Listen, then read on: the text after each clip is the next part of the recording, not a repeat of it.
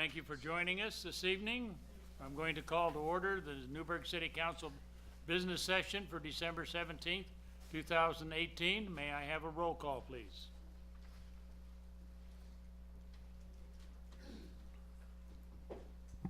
Mr. Mayor, all present, duly noted. Thank you. Would you please rise for the Pledge of Allegiance?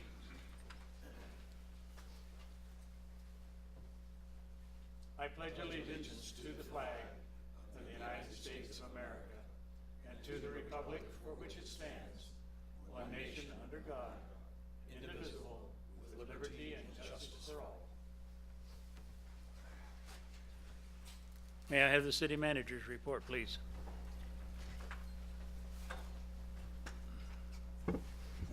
Mayor and Council, Joe Hannon, your city manager. So this is just an update of what's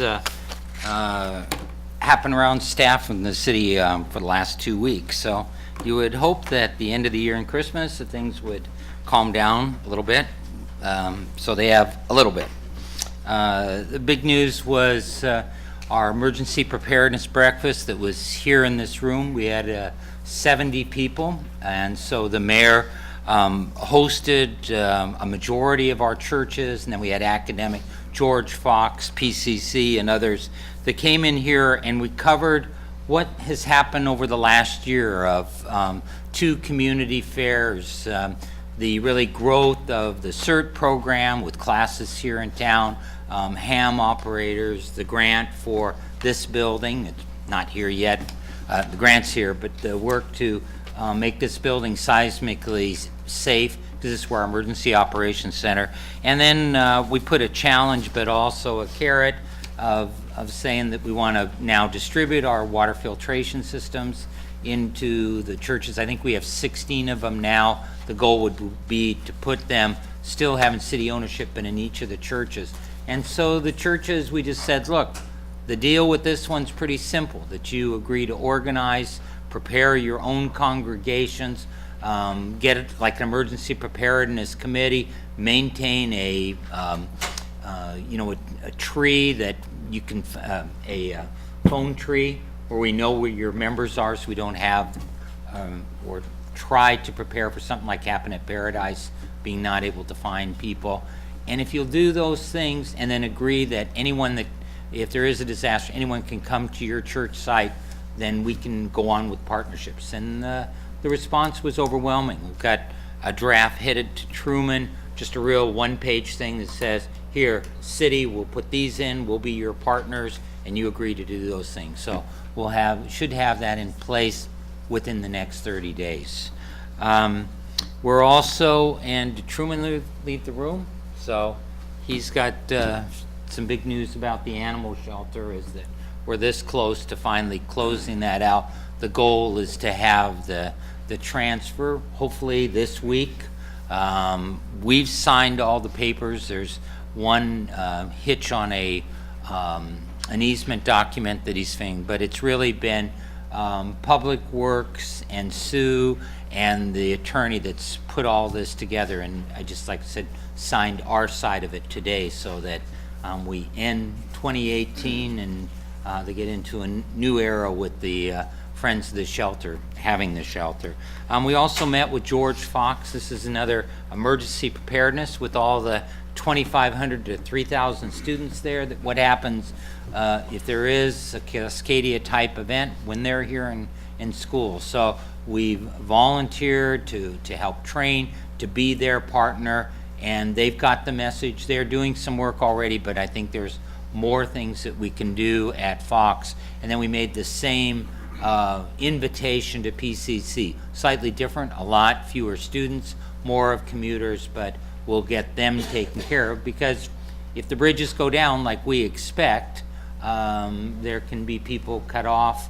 And if you've read, hopefully you just at least read the executive summary of the new Cascadia fact book that came out that you got emailed, and we've emailed it to other people. And if you haven't seen what we're talking about, this is the state of Oregon has put now a new thing. They call it the Cascadia, I think, fact book, but it goes hour by hour of what we expect is going to happen in our state when the big disaster hits, and what should you be preparing in the first hour, second hour, and third, and things that you would kind of think about of some of the utilities to shut off, but what's going to happen to communications, and just right at the start. So it's a real specific plan. It's a good read. So go home, look it up, be scared for a few minutes, and then just start preparing all of ourselves. And we're getting that way as a city staff, and hopefully with the community. The Community Development Department, as Doug is re-advertising for the Butler property, so this is interest in the Butler. As we all remember, we had one party that came in, made a proposal, but they just didn't feel like this was the time or really penciled for them to develop that property. So we'll put it back in.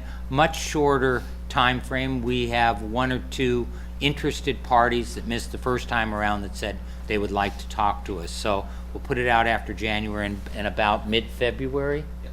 Mid-February, we expect to get responses, and then we'll bring something back to the council. We also, an interesting thing that's kind of come up out of the community now, and that's there have been different partners, and we're not the primary player here, but we were invited in a conversation about meeting the needs for homeless teens. We have a couple of shelters in town for different parts of, adults, men, women, and children with one of their parents, but we don't have anything for teens. So Mid-Willamette United Way came to us. They came to the school district. They've gone throughout a couple of the churches, and they went to the Austin Family Foundation and said, we think we have a model that was used in Salem for developing, and really the Mid-Willamette United Way is the one who gathers money from out the community. They don't operate it. They find another operator that would could potentially get a homeless shelter. So there's more news to come, but we met with them, and Mayor-elect Rogers also met with them for information and kind of support for that activity. So there's more to come. We also have at least two groups, one a church and one individual investor that's looking to do some affordable housing.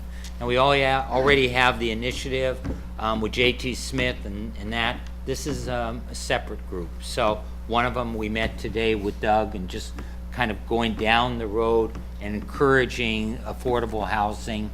And as that comes a little bit closer, we'll share it with the full council.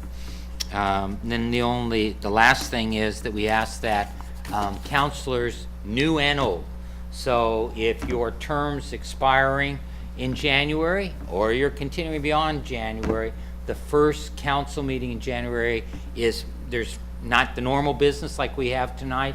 It's more to honor those that have been here for some extended period on the council for their service, and then welcome the new ones on and swearing them in. So ask that for January, please don't feel like, well, I no longer have to go to council meetings. Come here with your spouses and friends, and we'll have an opportunity for the community to say thank you.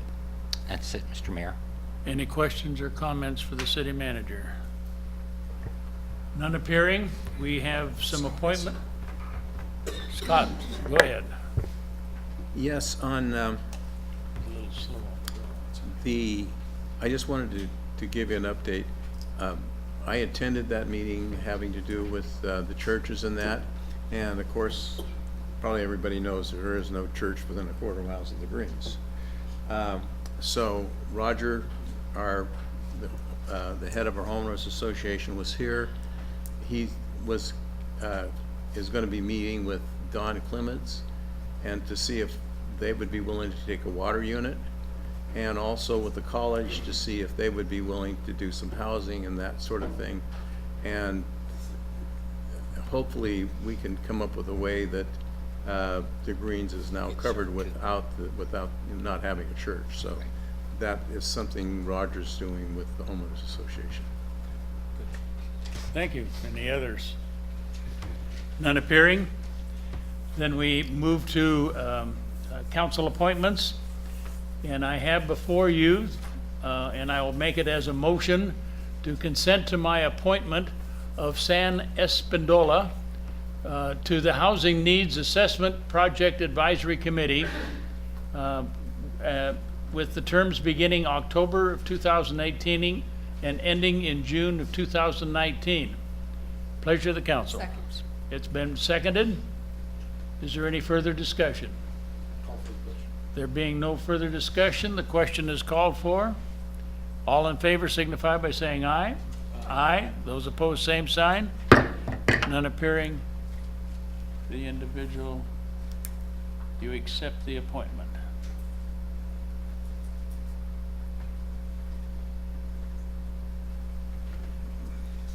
And I have another one, and this is to consent to my appointment of members to the Community Visioning Advisory Committee.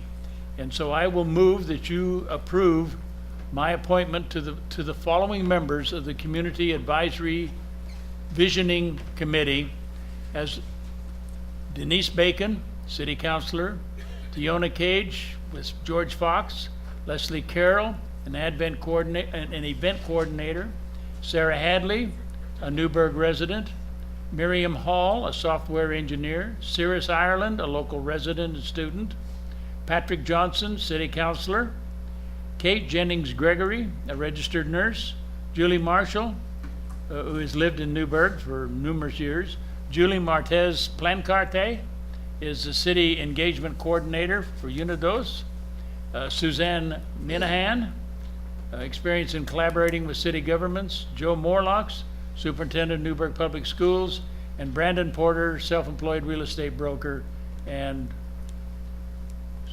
what is it? YouTube, Friends, or whatever it is on the TV.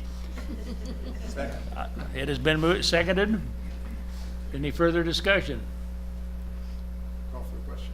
There being no further discussion, the question has been called for. All in favor signify by saying aye.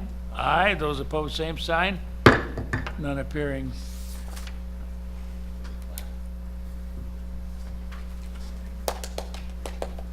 Do we have any of the people with us this evening? If they are, would they please stand so we can thank them?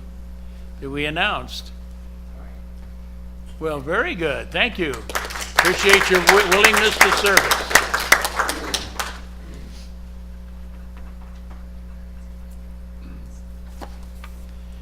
And with that, we move to the area of public comments. This is a section of the agenda that provides an opportunity for citizens to address the council on members relevant to the city and regarding items on the consent calendar, but not other specific items on the agenda for council deliberation. This section of the agenda is for a maximum of 30 minutes. I would like to remind all citizens who have signed up to speak to the council that each speaker will have 5 minutes to address the council. Also, collected comments by an individual into the public comments section will be limited to 5 minutes. The council requests that all persons in attendance avoid conduct that's unreasonable, loud, disruptive, profane, and I need go no further on that.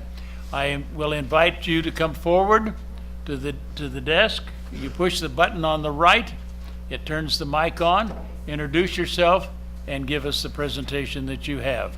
And with that, I'm going to begin by calling Mr. Robert Suppy.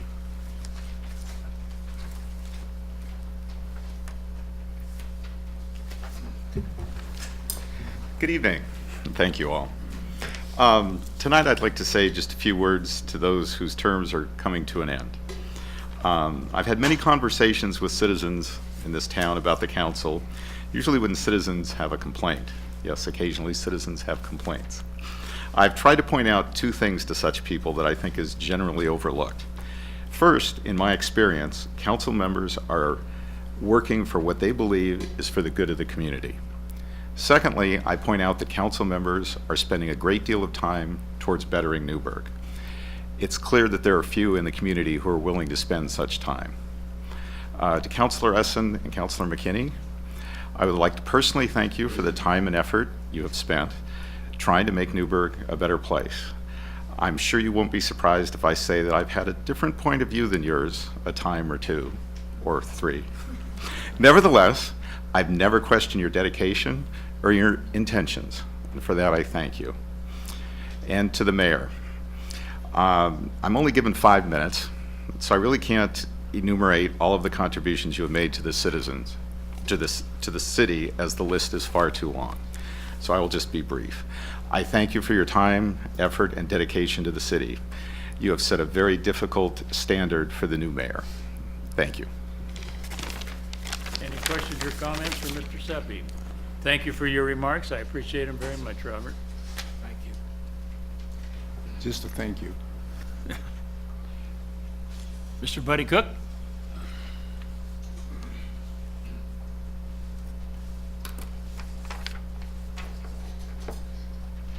Thank you, Mayor Bob. Many of you know of me. A few of you actually know me. Back on Wednesday, October 29th, I was approached by Brian Korn. And we were standing at the back door of my house, and I have an RV that's right in view. And he introduced himself, and he pointed to the RV, and he says, "Buddy, is someone living there?" And I said, define living. And he says, "Spending the night."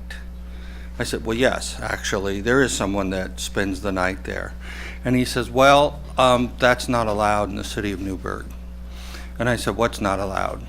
And he said, "Occupancy of an RV on private property is not allowed in the city of Newberg." And I said, "Oh, okay, that is something I didn't know. Can I request an exception?" And he kind of looked at me and said, "There's no way to request an exception." And I said, "So there's no methodology or formality that exists for me to ask for an exception?" And he says, "Well, no." And I said, "Well, I can go to the city council and request an exception." And he said, "Well, yeah, I guess you could do that." He says, "So since that's your intention, I will not pursue this anymore until the city council has been addressed." So he then left me with the ordinances for allowable use of recreational vehicles 15.445.165. I didn't read it until after he left, and then I started reading all the different provisions. And there is a provision for temporary use. And it says, "Bona fide recreational vehicles may be used by visitors of the residents and shall be allowed in lots in resident areas for a period of time not to exceed 14 days. The person that lives in the RV is my brother-in-law. Actually, he doesn't reside there, but he lives in Montesano, Washington. He drives down because he works for the Department of Fisheries, Oregon Department of Fisheries and Wildlife. And he spends 4 days a week in the RV, and then he goes home every weekend. Many times he doesn't come down for a week. Many times it's less than 4 days. The reason that becomes significant is because I don't know, frankly, if I'm in violation of the ordinance or not, because it says 14 shall not exceed 14 days. He's only there 4 days a week. Of course, if it's 4 days a week for a month, it would be over 14 days. So I don't know if I'm in violation or not. The RV has been there for 5 years, largely because we didn't know that we were potentially in violation. And it's got sewer and power and Wi-Fi and Ethernet, etc. He's already told me that if it were found to be in violation, he will evacuate the premises. The RV belongs to him also, not me. So what I would like to request is either a determination whether I am in violation, and if I am, is it possible to ask for an exception? He told me his plan is to reside there, if possible, for the next 2 to 3 years, in which case he's going to retire. So that's my request of the council, is for a determination as to whether I'm in violation, and if I am, then request an exception for 3 years. Thank you. Appreciate it. I'm going to ask if this is what you got from the code enforcement officer? Correct. If we would have you make contact with the legal department, our city attorney, for clarification and application of that particular ordinance in your case. Okay. And I got a head nod from the city attorney that he would be available to you. Okay. Thank you. Thank you.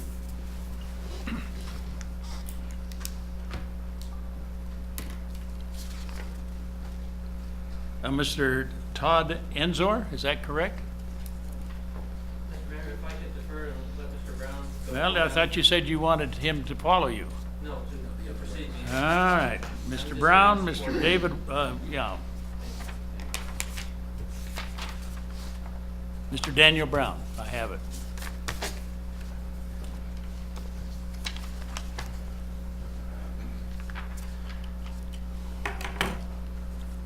See, is this thing on now? Okay, Lieutenant. Mr. Mayor and council persons, thank you so much for this opportunity. And Mr. McKinney, thanks for the phone call this morning. I'm here in... You are? Oh, excuse me, Daniel Brown. Thank you. I live at property at 1229 Creekside Lane, and I've been there, I'm the original homeowner, I've been there 20 years. And I'm here to address what I perceive as a lack of a code that should be enforced. So, the property at 1311 Creekside Lane has increasingly become an intolerable nuisance. I'm requesting that the city include a nuisance code for high-density neighborhoods. If you're not familiar with the Creekside neighborhood, we're packed in like sardines, and there are a number of issues there, but this issue that has emerged and metastasized over the last 2 years has really become intolerable. The property owner has an ongoing auto body and mechanic work going on in his drive, over the sidewalk, and in the street. The issues with this are frequent spray painting of vehicles in the drive, on the sidewalk, and extending in the street, air hosing paint sanding debris into the street only to have the rain wash it down the storm sewer, which drains into the creek behind our homes. Overspray, you can be seen on the city sidewalk and in the street. He's working on his vehicles starting as early as 6 a.m., often not knocking off till 10 or 11 p.m. And this work often involves a compressor, pounding, and grinding noise. Auto parts are stored on the front lawn. Working on and parking, ongoing is working on and parking his lowrider across the sidewalk, so the sidewalk is impassable. He has a large truck bed on sawhorses in the drive. That truck bed has been there since early September, and he's been ongoing working on grinding, pounding, and working on this large truck bed. Who knows when that's going to leave? He has an obnoxiously loud stereos in both of his trucks. You can hear him coming down Main Street well before he enters the neighborhood on Emma Lane. Windows rattle on homes when he passes by. The auto body, mechanic, and auto parts storage going on there is definitely impacting the resale value of close proximity homes. 3 homes in very close proximity to that his property are currently up for sale.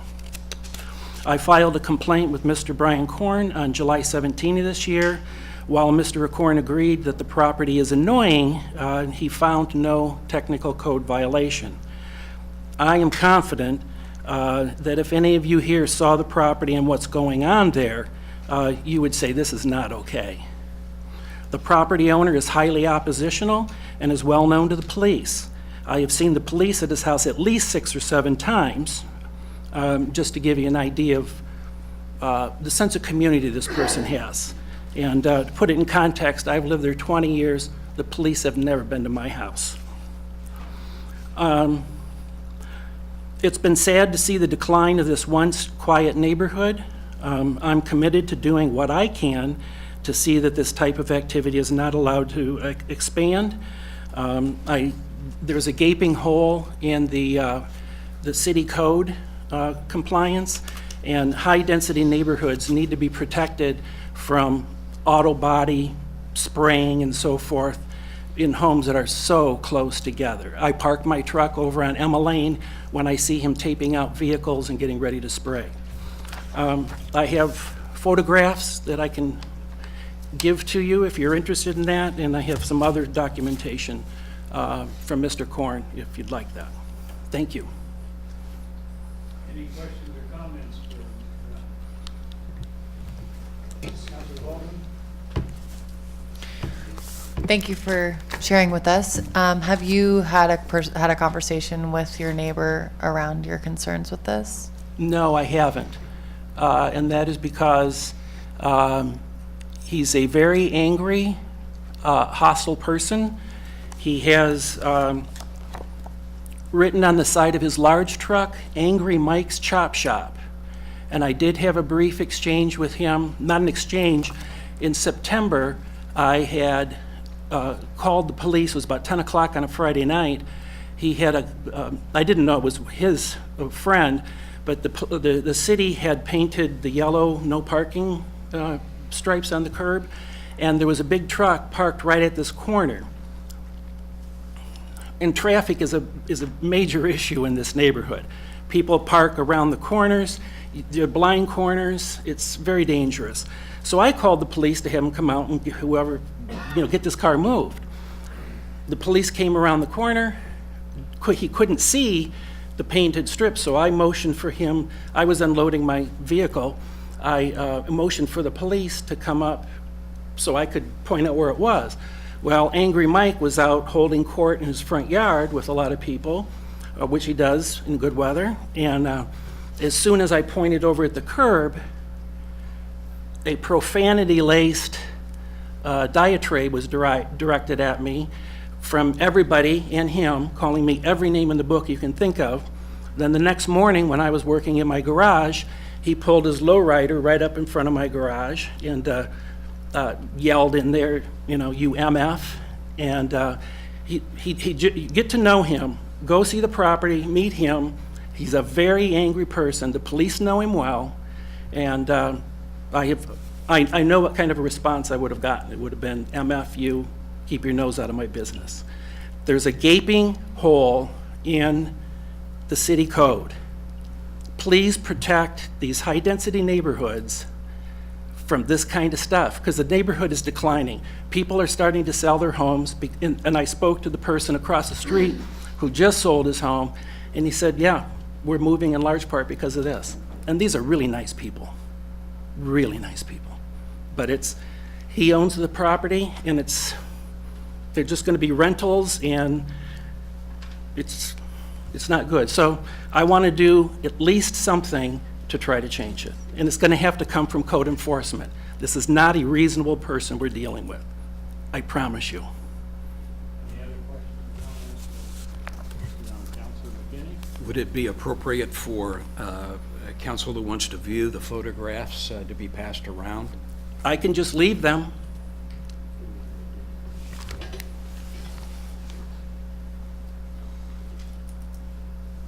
Thank you. Thank you. Appreciate it very much. Now, Mr. Todd Insor, please. My apology for getting that back. That's quite all right. Thank you, Mr. Mayor and Council. I'm here in support of Mr. Brown. I'm also in the Creekside neighborhood, and I just wanted to affirm what Mr. Brown had testified to. I'm 8 houses down from the house in question at 1311, and the noise is constant from early morning until well past the hours where the ordinance says that mechanized tools are to be used. So going to 11 o'clock at night, loud music. We haven't approached the homeowner, Mike, I believe his name is Ayersman. He's known for violent interactions with his family members. The police have been there numerous times. So I've heard that he's made threats against other neighbors in the neighborhood that have questioned the activity going on there. Police have come out for noise complaints, but that's a difficult thing for them to have a noise meter and to catch the noise on time. And so that issue has also been difficult to address. But yeah, the mess has affected everyone immediately in that pocket of the neighborhood. It's an eyesore, and again, the noise pollution, and then the spray painting that has affected the sidewalk and the city street is bringing down property value, and just nobody wants to be down at that end of the neighborhood because of this one person. And so I've made numerous contacts to Mr. Korn, have not received follow-up from him, and I know that other neighbors in the neighborhood have made anonymous calls regarding this property. So if there's anything that the council could do to address either any lack of enforcement or holes in the enforcement, or where they don't exist, that would be really helpful for our neighborhood. We have a great neighborhood overall. We have had a couple of drug houses that we have closed due to community action from neighbors such as Mr. Brown and others, just working with the police and just being vigilant and working effortlessly to close those down. And we have a great neighborhood, but we do need help from the city to address issues like this. Councilor Holloman, Councilor McKinney, and then myself. Thank you again for the follow-on. I guess my question is more of a question towards Truman, I believe. I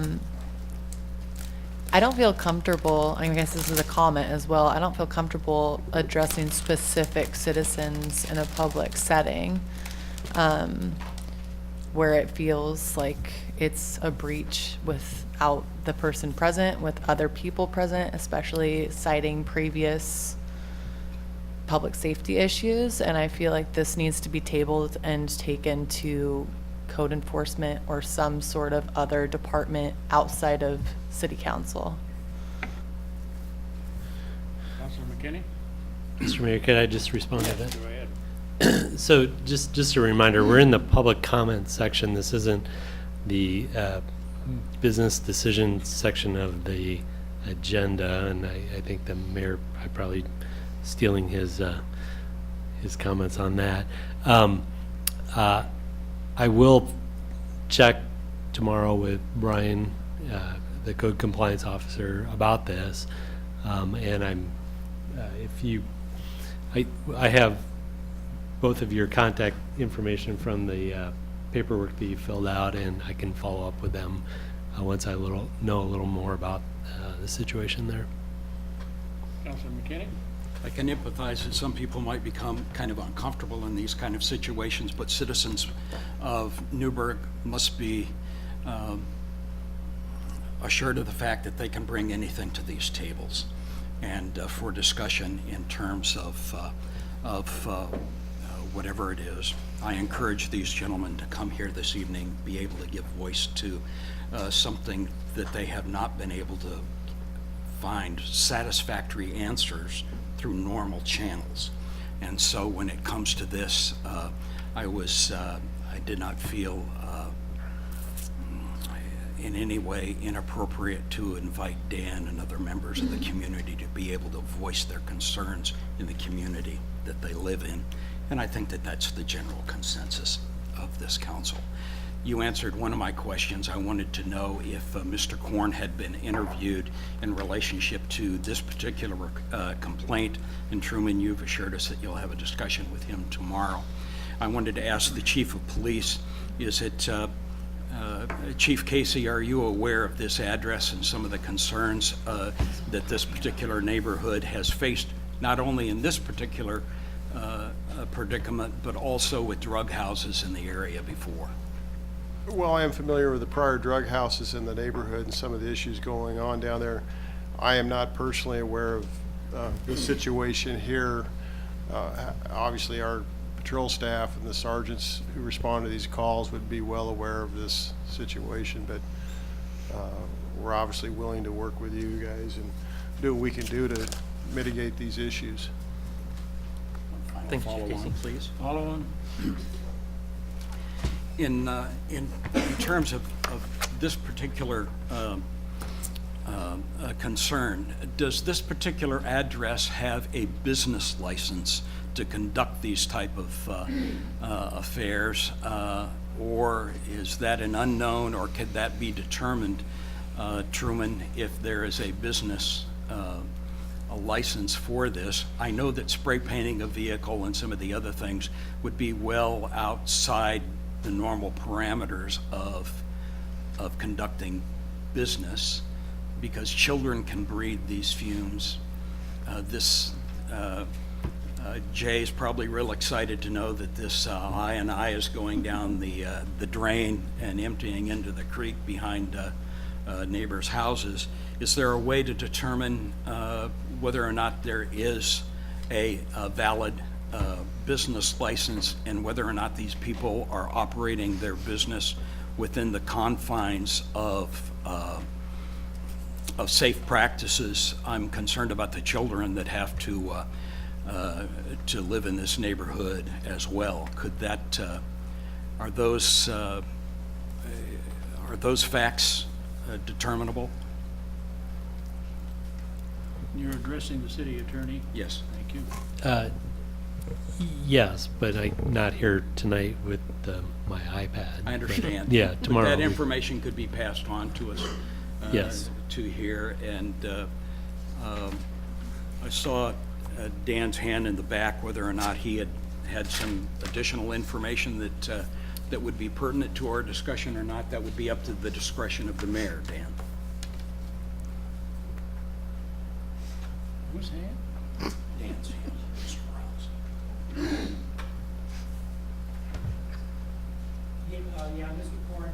No, I didn't call on you yet. And if you do, if you please come forward to the table. Identify yourself.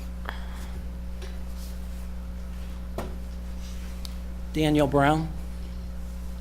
Mr. Corn determined that this is a hobby of this gentleman. There is not a business. The Angry Mike's Chop Shop on the side of his truck is sort of, I don't know, in my opinion, adolescent kind of humor. But it's not a business. However, there are vehicles that come and go, and it's continual work on his cars and occasionally some others. I think you got the answer you needed. So in order to be clear, this is a residence. It's a residence. It's a townhome duplex. Very tight quarters there. Yeah. Thank you, John. Thank you.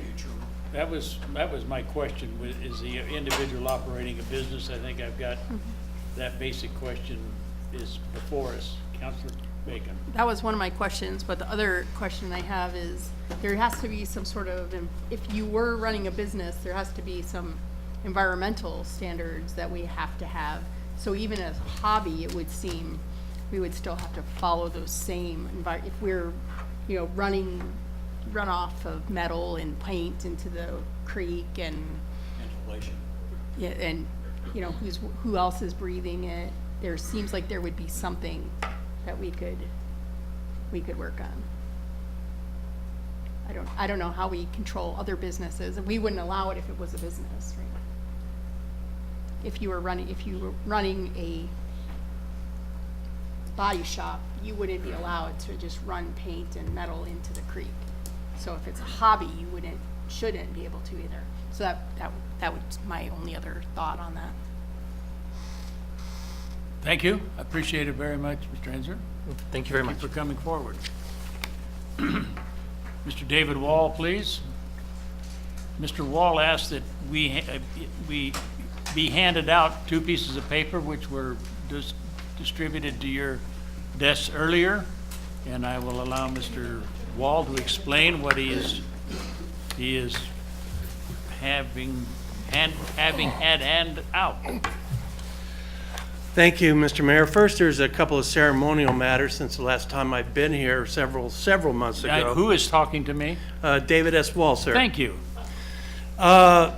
Your financial officer, Mr. Zook, received an incredible financial award. This type of financial award isn't handed out like a party favor. They're very rare to get. And he produces spot-on CAFRs. Now, for you that don't know what a CAFR is, it's not a small cow. But Mr. Zook, you've done an outstanding job, and I'd like to thank you. Another person... Thank you for bringing that to our attention. Well, I guess if one had a firm grasp of the obvious, you'd know it already. But in any case, Mr. Rux also has done an excellent job on what he's hired to do. Now, I'm a ruralist. I don't particularly like economic development schemes because they chew up farmland. Case in point, the abomination of the Springbrook Master Plan. That'll probably be enough to get me to move out of here because I don't want to see another San Francisco Bay Area, and that's what Oregon is turning out to be. The improvement is needed at the Office of City Managers, and we'll go into that at another day. With reference to the documents before you, I just want to enter something into the record. I'll read it. It's on the, it's actually part of a lawsuit that I handed some of you, and the new faces didn't get it, but your attorney can get it, or you can Google it down on the bottom. The case number starts with the capital letter A. Quote, following preliminary subdivision approval, the McClures entered into a development agreement with the city of Newberg, period.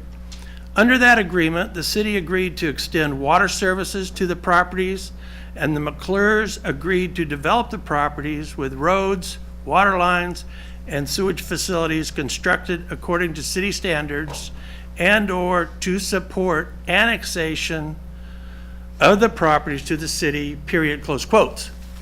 Now, Mr. Mayor, I haven't been here for many, many months, and the first time I was before you, I did ask you for an accounting about the amount of money that the city of Newberg put forward in cooperation of this real estate adventure. And so that is one question to steer propounding. Also, this annexation business. Now, Mr. McKinney, some time ago when I was first here, you jocularly mentioned to one of the, I think it's the son and stepson, Mr. D. Benedetti, that you would like to annex that property again, paraphrasing you, of course. But in any case, whatever happened to that annexing? From what I hear, you let him off the hook.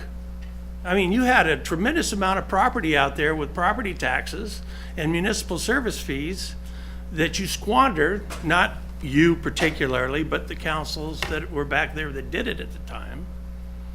And also, how do you account for raising municipal service fees to have the capacity to pull off stunts like this to begin with?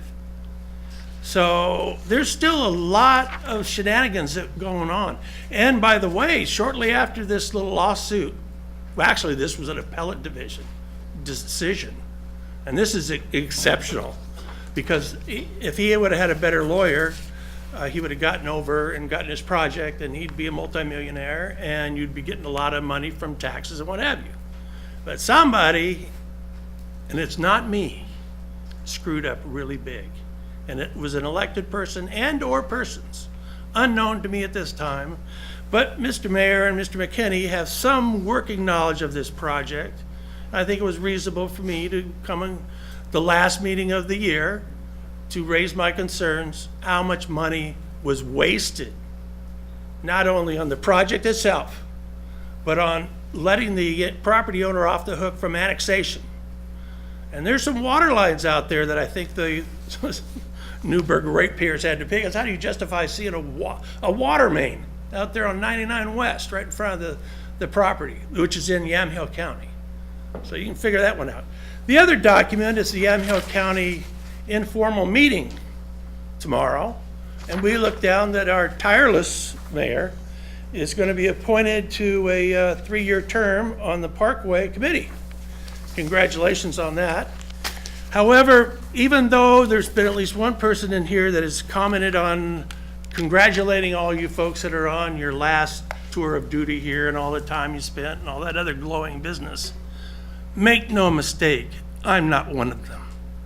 The mere fact that Mr. Brown and his neighbors have had to undergo that type of crap because you either don't have the gumption or the knowledge to deal with code enforcement, non-point source issues, and a whole bunch of other ancillary problems is beyond my comprehension.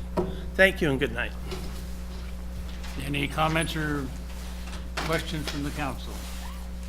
None appearing? Thank you for your comments.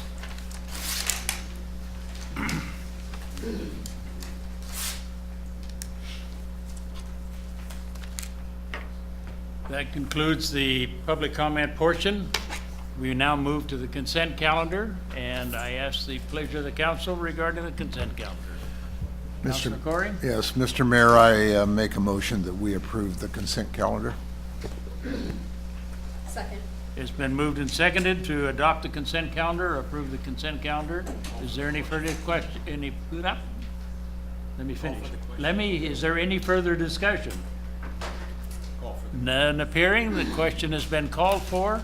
All in favor of adopting the consent calendar signify by saying aye. Aye. Those opposed, same sign.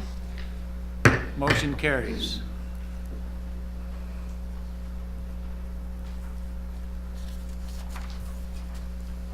And with that, we now move to public hearings. And our first public hearing is a legislative hearing, and we are dealing with an ordinance. So this will be the first reading of this ordinance. And this ordinance is an ordinance adopting a new legal description of the city of Newberg, or the Newberg city limits. And with that, I'm going to call for any abstentions, conflicts of interest, or objections to jurisdiction.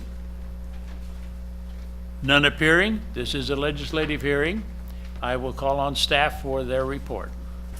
Thank you, Mayor. Doug Rux, Community Development Director. So in the city charter, I'll be brief on this one, there is a provision that requires the city to keep an up-to-date legal description of the corporate limits of the city. You may remember a little over a year ago, we came forward to you, and that legal description had not been updated for 17 years. So we, in coordination with Public Works, with our engineering division, hired a consultant. We did that first round, put it together. Well, here we are a year later, approximately. And so we had 2 annexations that occurred in 2017 that were completed by the end of December. So it was time again to update the legal description. So we contacted our consultant, and they did that body of work, created the new legal description. So you have that in its form in your packet. You also have maps that depict the legal description. And next year, we'll come back and we'll do this again. So it'll be an annual process, and we will follow the charter as we're required to do to keep an updated legal description. Thank you. Questions from the staff, of the staff? Questions of the staff?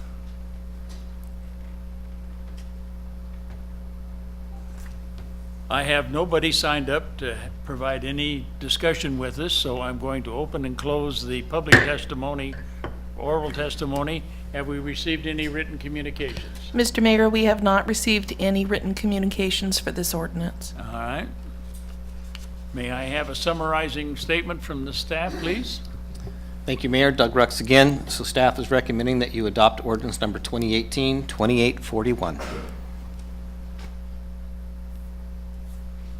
With that recommendation, I'm going to close the hearing, and we will go into deliberations.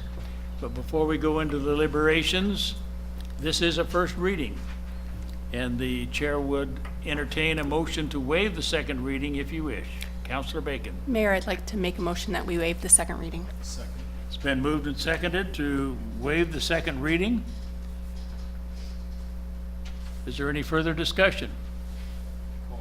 The question has been called for. There being no further discussion, all in favor of waiving the second reading signify by saying aye. Aye. Those opposed, same sign. None appearing. Second reading has been waived. To the motion, to the ordinance itself, an ordinance adopting a new legal description for Newberg city limits. Pleasure of the council. Councilor Bacon. Mayor, I'd like to make a motion that we adopt ordinance number 2018-2841 and read by title only. It's been moved and seconded to adopt ordinance 2018-2841. And read by title only. City Attorney? Ordinance number 2018-2841, an ordinance adopting a new legal description of the Newberg city limits. City Recorder? Counselor Bacon? Yes. Counselor Corey? Yes. Counselor Essen? Counselor Johnson? Yes. Counselor McKinney? Yes. Counselor Yarnell Holloman? Yes. Mayor Andrews? Yes. Ordinance passes 7-0-0. Very good. And with that, we move to Resolution 2018. And this is a resolution. It is also a public hearing. This is an administrative hearing. And this administrative hearing is dealing with a resolution entering into an agreement with Visit Newberg for tourism marketing promotion activities as approved by the City Council, by City Council action as the City of Newberg Contract Review Board. And again, I ask, are there any conflicts of interest or abstentions on the part of the council members? None appearing. Staff report, please. Thank you, Mayor. Doug Rux, Community Development Director. So what I'm going to do is step you back 2 years.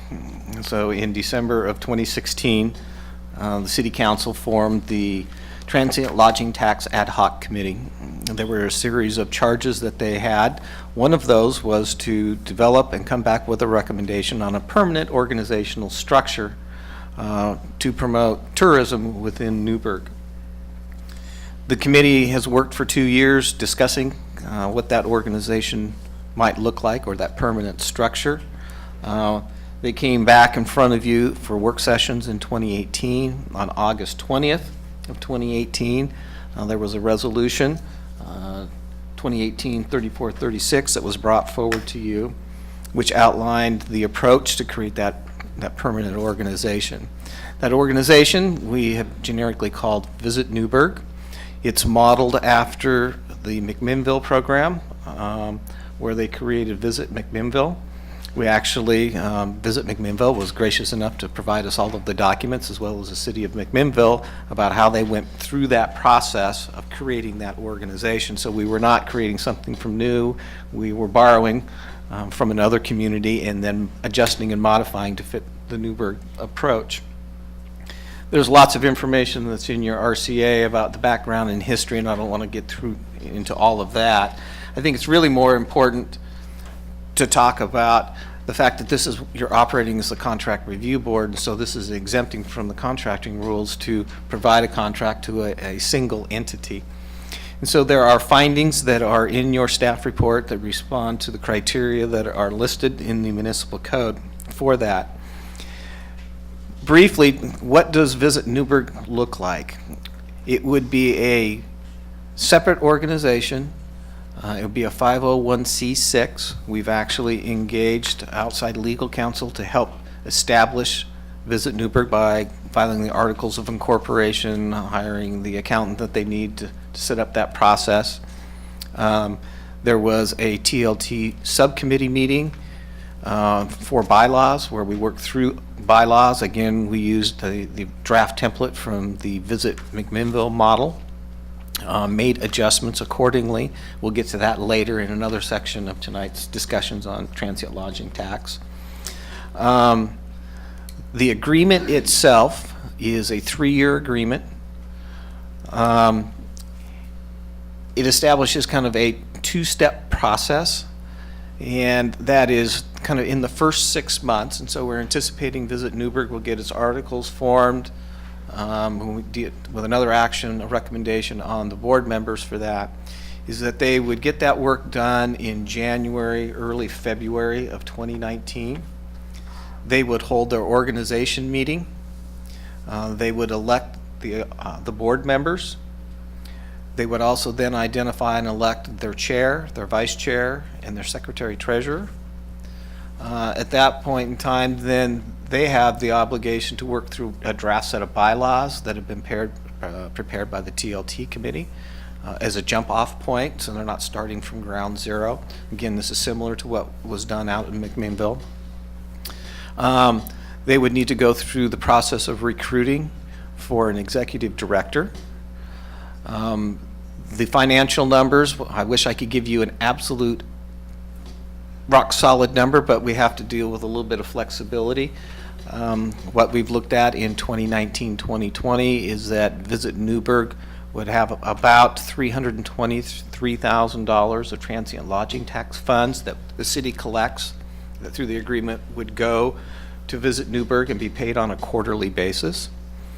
There is also some funds that are sitting in the TLT that at the end of this fiscal year, we estimate that will be about $499,000. Those are funds that were not spent on marketing towards the end of last fiscal year or this fiscal year, when the work session was held back in August and the prior TLT discussions is not doing the grant program anymore. So part of the revenue coming in, not doing grants, that goes into that $499,000. The TLT committee has talked about, is it a one-time payment or is it kind of put out over a series or time period? The agreement identifies language about a startup cost. So my mistake in trying to make some changes and corrections at the last minute when I mentioned the $499 is a one-time. Think of it more as it would be handed out, but there's a startup cost that is necessary. The TLT committee loosely talked about, well, maybe they might need $150,000, it could be $200,000 to get started, because they're going to have to go through that process of hiring an executive director. There have been discussions at the TLT committee level about hiring a professional, or Visit Newberg hiring a professional to help them go through that process.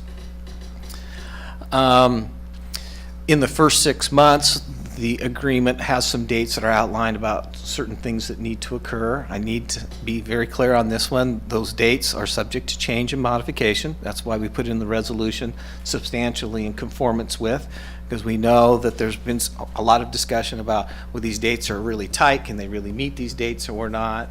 But I needed to put something in as a starting point. So we believe in that substantial conformance after their board is organized and in place and they review the agreement, they might come back, I would anticipate they would come back and suggest some modified dates. There's a second phase to this, and that is developing a budget for the fiscal year 1920. So that's where I mentioned the $323,000. Per the agreement is that they would need to prepare a business plan. It would come back to the city. It would be accompanied by a budget. That budget would outline what promotion and marketing programs, activities they're going to be engaged in fiscal year.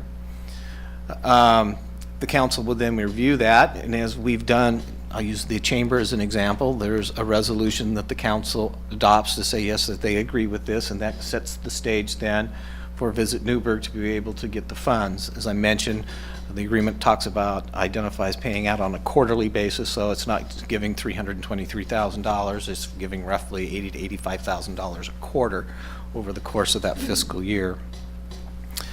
There's some language in the agreement that that addresses a timing, that's the best way to say this. It's a 3-year contract with 3 one-year renewals. And I may have Mr. Stone kind of articulate that a little bit more, but the intent was it's 3 years. There are provisions within the agreement that can terminate it, and there's some specific language in there. If everybody complies and conforms to the agreement, it goes for 3 years, and then there's an opportunity to extend it for a year and extend it for a year and extend it for another year. There are some material things that there was a breach and that they were not using the funds as was approved. That could be a cause for terminating the contract between the city. There's another piece of this, and this goes back again to the August discussion, is that the TLT committee recommended that Visit Newberg contract with the chamber to provide administrative services. So that would be a separate action that would occur. I have met with the chamber. We've worked through what the costs are to operate the visitor center. So there would be a modification of the contract between the city and the chamber that will be brought back in, anticipating early 2019, to make those adjustments. We've actually asked the chamber, there's roughly $40,000 to $45,000 that they were to use for marketing and promotion activities. We've asked them not to expend, there's some prior commitments that they had, but not to expend that funds, because those funds, in a way that the city finance director and I would continue to have discussions on, would come back into the TLT pot, and those funds would then get transferred over to Visit Newberg. So there's kind of the division of roles and responsibilities with two separate city contracts to two separate entities. I think I will stop there because I'm sure there are questions. Questions of staff, or of questions for staff? Councilor Johnson? First off, Mr. Rux, I want to applaud you and the committee for doing great work. As you know, at times I can be rather annoying with my email questions. So I want to throw that out that, when I approach this sum of money, I'm always trying to be as thorough and understand an issue and get comfortable with it before I have to make a decision. So thank you for taking the time this week to talk to me on the phone and also answer those questions via email. I really appreciate that, and it goes a long way to show me that, you know, this is a good idea. So I wanted to get that out first and foremost, and I know that isn't a question, but I'm getting there. I have plenty of those. I guess a fundamental question that I have, and maybe this is for Truman, is this organization doesn't exist yet. It's not a 501c6 yet, but yet we're passing this resolution. And can you kind of talk to me a little bit? I know I'm not the smartest guy up here, but could you explain how that works? Because right now it's a conceptual group, is that right? Truman Stone, City Attorney. Councilor Johnson, as I understand it, we've engaged outside legal counsel who's met with the incorporators. So when a corporation is formed, there's a person or persons who play a role that's titled incorporators. They are the ones who are responsible for typically filing the paperwork with the state, usually getting an attorney on board to form the corporation. Once the corporate documents are filed, the incorporator's job is essentially done. They then call the organizational meeting, at which time a board of directors is elected.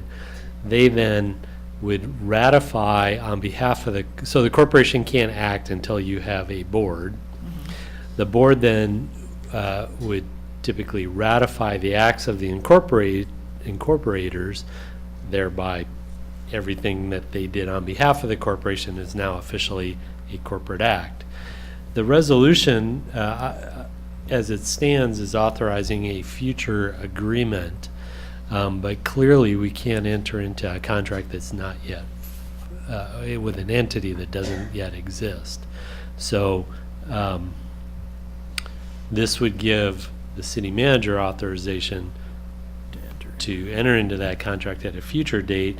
And I'll say that I've had some conversation with Mr. Bridges, who is hired to represent Visit Newberg, and he had some questions and concerns about the contract as it exists, but he doesn't have a fully formed client yet to really talk to about those, to even negotiate with us. So I think it's really anticipated that a contract similar to what's presented tonight, you know, substantially what's presented tonight, would be further refined at some point in the future. I hope that answers your question. And I think, if I may, Councilor, though, and one other point to that is I mentioned earlier about, you know, the dates could change and so forth. But they're substantial changes. So if the Visit Newberg Board of Directors and their executive director review that document and there are substantial changes that they would like to have considered by the city council, that means that that agreement comes back to the city council for another hearing and proposing any of the suggested modifications. And we've conveyed that information to Mr. Bridges. Okay, follow on if I might. So, a couple of things I just wanted to understand. First off is, call me a cynic, but I'm always looking at where our exit ramps in case things go horribly wrong. And so what I'm hearing is that this agreement has those built in. If there are substantial changes to the document, it comes back to city council. We're not just scratching out a check for $320 some odd $1,000. We're doing that quarterly. So at any point during those quarters, it could be terminated. Is that correct? Or I'm just trying to get a handle of, we're talking about theoretical organizations, and I want to make sure that I understand how that all works. Mr. Mayor, if I could, just what Doug was describing was that if once a corporation's formed and has a board, and they then can kind of work with the attorney to really negotiate some or fine tune some of this, the resolution is as written allows the city manager to make minor modifications in that. What Doug was describing, if there's going to be substantial changes, if what gets negotiated looks different, that's got to come back to the contract or to the council. So that's before the contract's even entered into. Okay. So I wouldn't call that an off ramp. You're not even on the freeway yet. Okay. Okay, great. And the specifics, Councilor Johnson, regarding what you've identified as the off-ramps is actually under Section 12 of the agreement. So it outlines that it's for a 3-year period unless terminated earlier under the provisions of Section 3F, council fails to approve the business plan. Section 4B, council fails to approve, 4B, business plan. Section 13, default or material breach, and or Section 21, which is an assignment without approval. And so those are the triggers for termination of the agreement. Okay, great. And then I have another follow-on.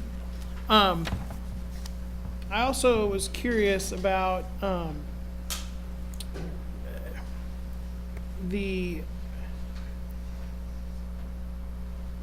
public records and public meetings law, and I know there was some discussion surrounding that by the committee. I wasn't, privy to that.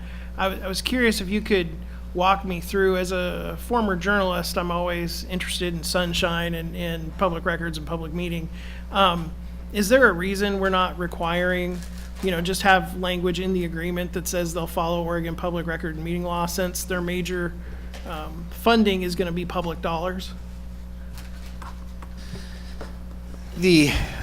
An earlier draft of the bylaws, which you were not looking to approve the bylaws, had language in it about public meetings and public records.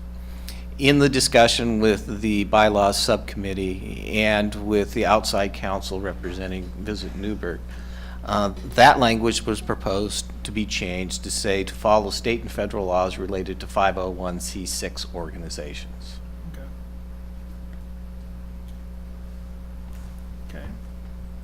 Follow on. Follow on to that one, Councilman McKinney. What are those regulations then in relationship to public meetings laws, if in relationship to this 503, whatever it is? Counselor, I honestly cannot answer that question this evening. So in terms of the public's involvement in discussions as things go along here, how many opportunities for these discussions to go sideways are there? That's a lot. There's a lot of speculation in that.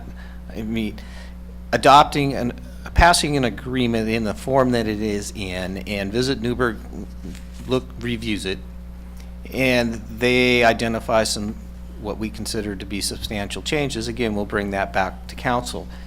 The intent and hope was that the parties would be able to work out the agreement, because this is one of those, if we go back into the fall of 2016, when we looked at 4 different models of how this tourism might operate.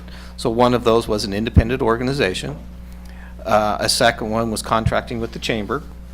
A third was to hire a city staff person to administer the tourism program and working with a committee. Or the fourth option was to utilize existing staff in order to start this tourism promotion activity. And at the direction of council, that's what you did, and the council at that time established the Transient Lodging Tax Ad Hoc Committee. So since December of 2016, there have been in-earnest discussions about what that permanent organization would look like. So when the committee has come forward and done joint work sessions with you, they've done briefings, and when we were back in August of this year, they laid out this approach that's in your packet tonight. So later we will talk about kind of a draft template for a business plan, a draft of what a job description might look like. Subsequently, we worked on a draft of what the bylaws might look like. There's a draft of what a marketing strategy might look like. So none of that, other than bringing forward a draft of the bylaws for you to look at tonight, everything else has stayed the same since the discussions we've been having since spring, moving into December of this year. So everybody's had the earnest position of moving forward, at least from a staff perspective, because we're sitting in all the meetings, of setting up this independent organization. Of course, as we all know, the devil's in the details. And so that's when you get down to the contract language. You did not see draft contract language back in August. First step was the council okay to go down this path? There was, I will use the word consensus, yes.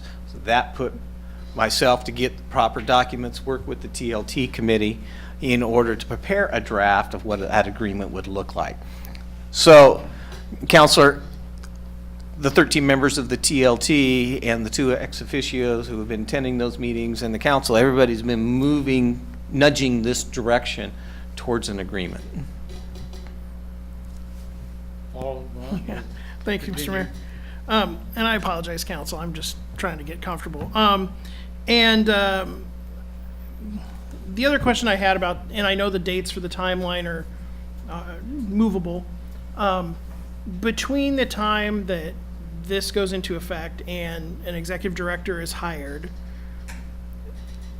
is Mr. Bridges going to continue to do that work, or is city staff going to be doing that work, or is that going to be volunteers that are going to do bylaws and those types of things? Or I'm just trying to get a sense of who's, if this is taking work off your plate, yay, but I'm trying to get a sense of who's doing that. Who's doing what?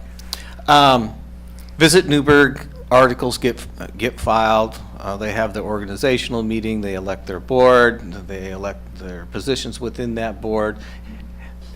They are then the ones who are doing what I call the heavy lifting. They've got to start looking at preparing an interim, a short-term business plan and a budget. They've got to start working on a long-term business plan, a year-long one for fiscal year 1920, and an appropriate budget. They've got to put in their operating principles. They've got to put in their fiscal management principles. They've got to recruit an executive director. That is all Visit Newberg. City staff is on the outside at this point in time. Yes, we will get to another action item this evening that we'll talk about a city council member being on that board. There will be staff time from my department to do the coordination between Visit Newberg and the city for any documents that need to come back in front of the city council. But staff is not going to be doing the recruitment. We're not going to put together their budget. There is coordination that needs to occur because we've got to give them an estimate of what we think that annual revenue is going to be for any given fiscal year so they can build a budget. There also then may come and there's language in the agreement that says that they can't have a budget that exceeds the revenue that they would be given. But you have to remember, they might identify some outside revenue sources. They may go apply for some grants. In their budget that would come back to the city council, as I envision it, that would be a separate subset of their budget overall. So you can't budget more than what we have the capability to give them, but they could go to outside sources and find other funds to help do their tourism promotion and marketing activities. They could also hire an outside contractor to help them do promotional activities. It's a separate contract then between Visit Newberg and a third-party vendor, but it all goes back to implementing their business plan, and it has to be workable within their overall budget. Continue. And then I had another, just, and this is a conceptual question. Was there a thought process behind maybe setting up a one-time grant so that way they could get that work done? And then we would be operating with an organization. Let's say we give them a chunk of money to hire an outside consultant to create a 501c6, and then we could enter into a contractual relationship with them before we did this? My recollection is no, there was not, but there, is there that possibility? Yes, it would be a different agreement than the one that is sitting in front of you, and I wouldn't necessarily call it a grant. I'm not sure exactly what I would call it yet. Whatever, yeah. But for Visit Newberg to get started, they're an organization who start with no monetary funds there. So for them to be able to go out and try to recruit to hire an executive director, there needs to be some funds to go through that process. You may also then ask yourself, well, who might apply for a job if there isn't some understanding about what the overall funds are going to be? If all there is hypothetically, say, $150,000 of startup cost money, well, where's the balance of the funds identified to actually do the promotion and the marketing activities? So one could look at it and say, well, a contract like this that's being proposed in front of you tonight gives some assurances to somebody who might be looking for that executive director position is, oh, there is estimated $323,000 to do these activities. There's not just this 150 of startup, and then I start, and then what do I do? Is my job supposed to go out and find grants? So I kind of call it the chicken or the egg. Which comes first? Continue. Thanks. So, I mean, so we're gonna agree to a plan or not, business plan or not, and we're not gonna know who the executive director is potentially? Is that under the timeline that could happen, right? They would bring us a business plan, then we would approve that. Then an executive director would come in and maybe they don't agree with the direction of the business plan and are able to change it, then it would be changed again. I'm just, the timing of it seems a little chicken and egg. Yes, yeah. Age-old question. Yeah. I might suggest you think of it like this. The TLT committee had talked about the board having the capacity to prepare kind of the short-term business plan. We're talking about a plan that's 5 to 6 months long in length, and it has a corresponding budget. And again, I'll use a hypothetical. Let's say that they bring on an executive director in May of 2019. That executive director is, in this essence, taking over what's left of a 2-year business plan and budget. But there's also the need to prepare a business plan for fiscal year 1920. So again, that's when these dates need to shift, potentially shift a little bit. But the TLT committee, for those 13 members who participated, they were under, my belief is they were under the opinion that a board could put together a short-term business plan and a budget. Yes, they've also talked about an executive director having input and influence on the year-long business plan and that budget. So it gets down to a timing of when they can get somebody on board. The utopian view of the world is that, well, we would like to have a business plan and a budget for fiscal year 19 by March 1st so that the budget committee, we know going into the budget process is that we have, again, estimated $323,000. We tell them, they build a budget accordingly to that. The budget committee is not looking at the detail of Visit Newberg's budget, but they're knowing that this aggregate amount is there. But it's ultimately, it's up to the council that's sitting to approve that business plan and that budget for them to go out and start on July 1st. This first year is, I'll use the word wonky because of just timing wise, but the intent is to do the best that we can to make it all work for 1920. Continue. The $499,000 in the RCA document, it says one thing, and then I've been told another thing, and then there was a third thing. I'm just curious tonight, do we need to make it, if we make it a motion to approve this, do we need to amend any of the materials in the packet to reflect what the actual plan is with that? I don't believe you would need to amend anything because it's in the agreement itself that indicates that the startup costs would be negotiated. And so those startup costs would come out of that $499,000. Okay. The question that you may then lead to is, well, if it's $200,000, I'm just going to use a number, Yeah. and so there's $300,000 left, is that might be a piece that maybe has to come back to the council, because how do we feed that balance of that $300,000 out? There was a robust discussion at the TLT committee about, do you want to give a new organization $500,000 that doesn't have an executive director and so forth? That discussion, that's where it led to, well, the startup funds and then pushing money out. So I think the agreement is trying to capture that. It's on my shoulders, the fact that I didn't go back into the RCA and clarify that language to match what's in the agreement. Mr. Mayor. Continue. I feel bad, I'm sorry, guys.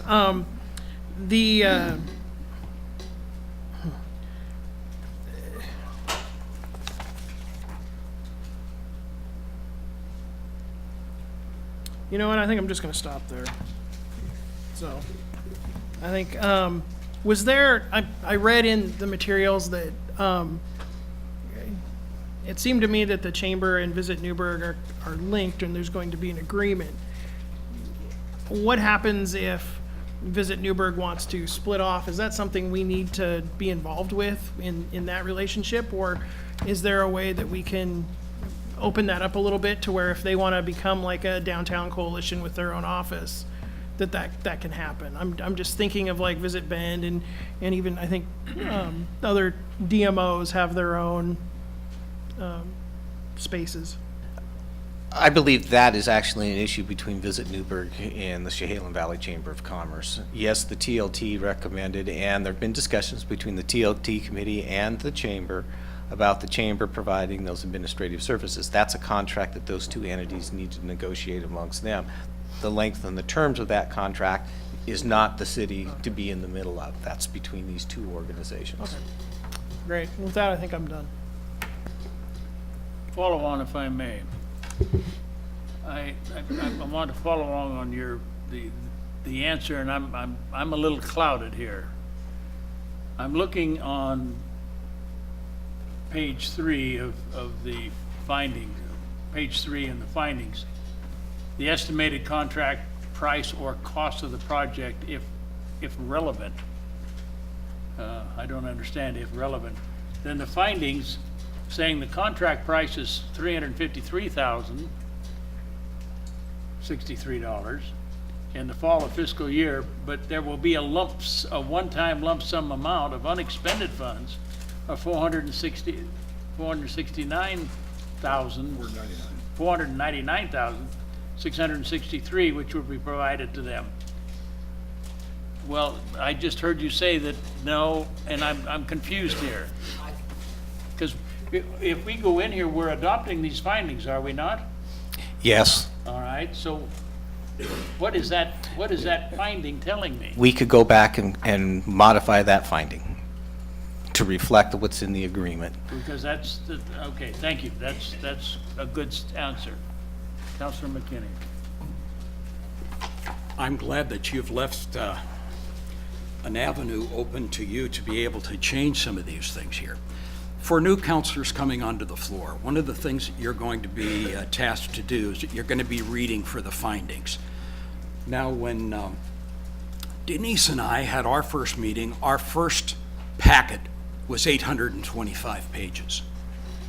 I called the mayor and I said, what in the world am I going to do with 825 pages? And he says, you're going to read for the findings. In other words, if things go south and it ends up in front of a judge, he's going to want to know what findings did you make your decisions on. Just as I read the findings in this particular document here, I wouldn't want to touch this with a 10-foot pole right now. It's a little bit nebulous, right? And I have a lot of respect for Doug, and for some of you guys on the committee itself. With some of you, I love you. Not only do I have respect for you, I know that this has just been a real nightmare, the certain portions of the TLT committee. In fact, Mike and I had a discussion a while ago with Wolves and People. I'm under the impression that it was cut back to $10,000, the grant, and Mike's still under the impression that it's $30,000 there. So I think that there's some ambiguities there that even we don't know, and Doug, I'm sure that you would have the answer for us here. I don't want to find fault with any of the work that you guys have done, but you're reading for the findings, and Patrick, the time has been well spent here with all of your questions, and if you have some more, you probably should take some time to follow on with some of the other unreasonable things here. Because if you're reading for the findings, this is a tough piece of I don't know whether it's litigation or whether it's an RCA or a PFD or what is it, you know? So I appreciate the discussion that's gone here. I particularly love your language, Doug. It's either the chicken or the egg, and I think is what Patrick is asking us is when the chicken crosses the road, can you get across safely? Depends on the speed of the truck. Yeah, that's what I was afraid that you were going to say. It's another if, it's another ambiguity here. But I don't know. I'm kind of glad that the rest of you are going to be tasked with dealing with, because just in a relationship of reading for the findings, this is awfully tough. Mr. Mayor, Councilor Johnson, can I request a quick break? we're in the middle of a hearing. So I know, until I get to, if you There's need to exit, Okay. personally. Okay. But we're I going to don't continue until personally- I get to a reasonable Okay. break point. Then can I ask some more questions? Well, it's your bladder, go ahead. It's actually not my bladder, but that's okay. I would like to know from the chair what the process would be to table this, so that way maybe we can have a offline discussion When with. we go into deliberations, you may Okay. make a motion. Thank you, sir. Thank you. Are there other questions for staff at this time? Comments for staff at this time?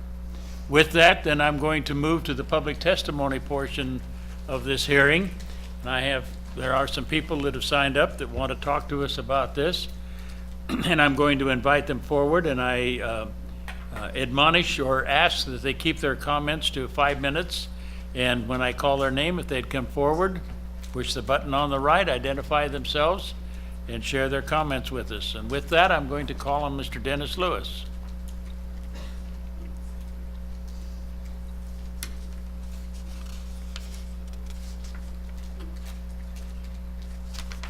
Mayor, we have a couple of us from the group.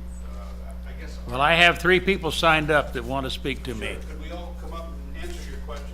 I hear your questions, and what we would like to do is add clarity to the documents that are in front of you. Could all 3 of us come up? Shannon, Buckmaster? You have 5 minutes. Yeah, that's fine. That's fine. Thank you. More to answer questions than to make a statement. If you would like to do it that way, Mr. Felton, Ms. Buckmaster, come on forward. I haven't heard questions for you yet. I've heard questions for staff. You're assuming they have questions for you. And do you know how we spell? Mr. Mayor, I'm Dennis Lewis. Please identify yourselves. Mr. Mayor, Shannon Buckmaster.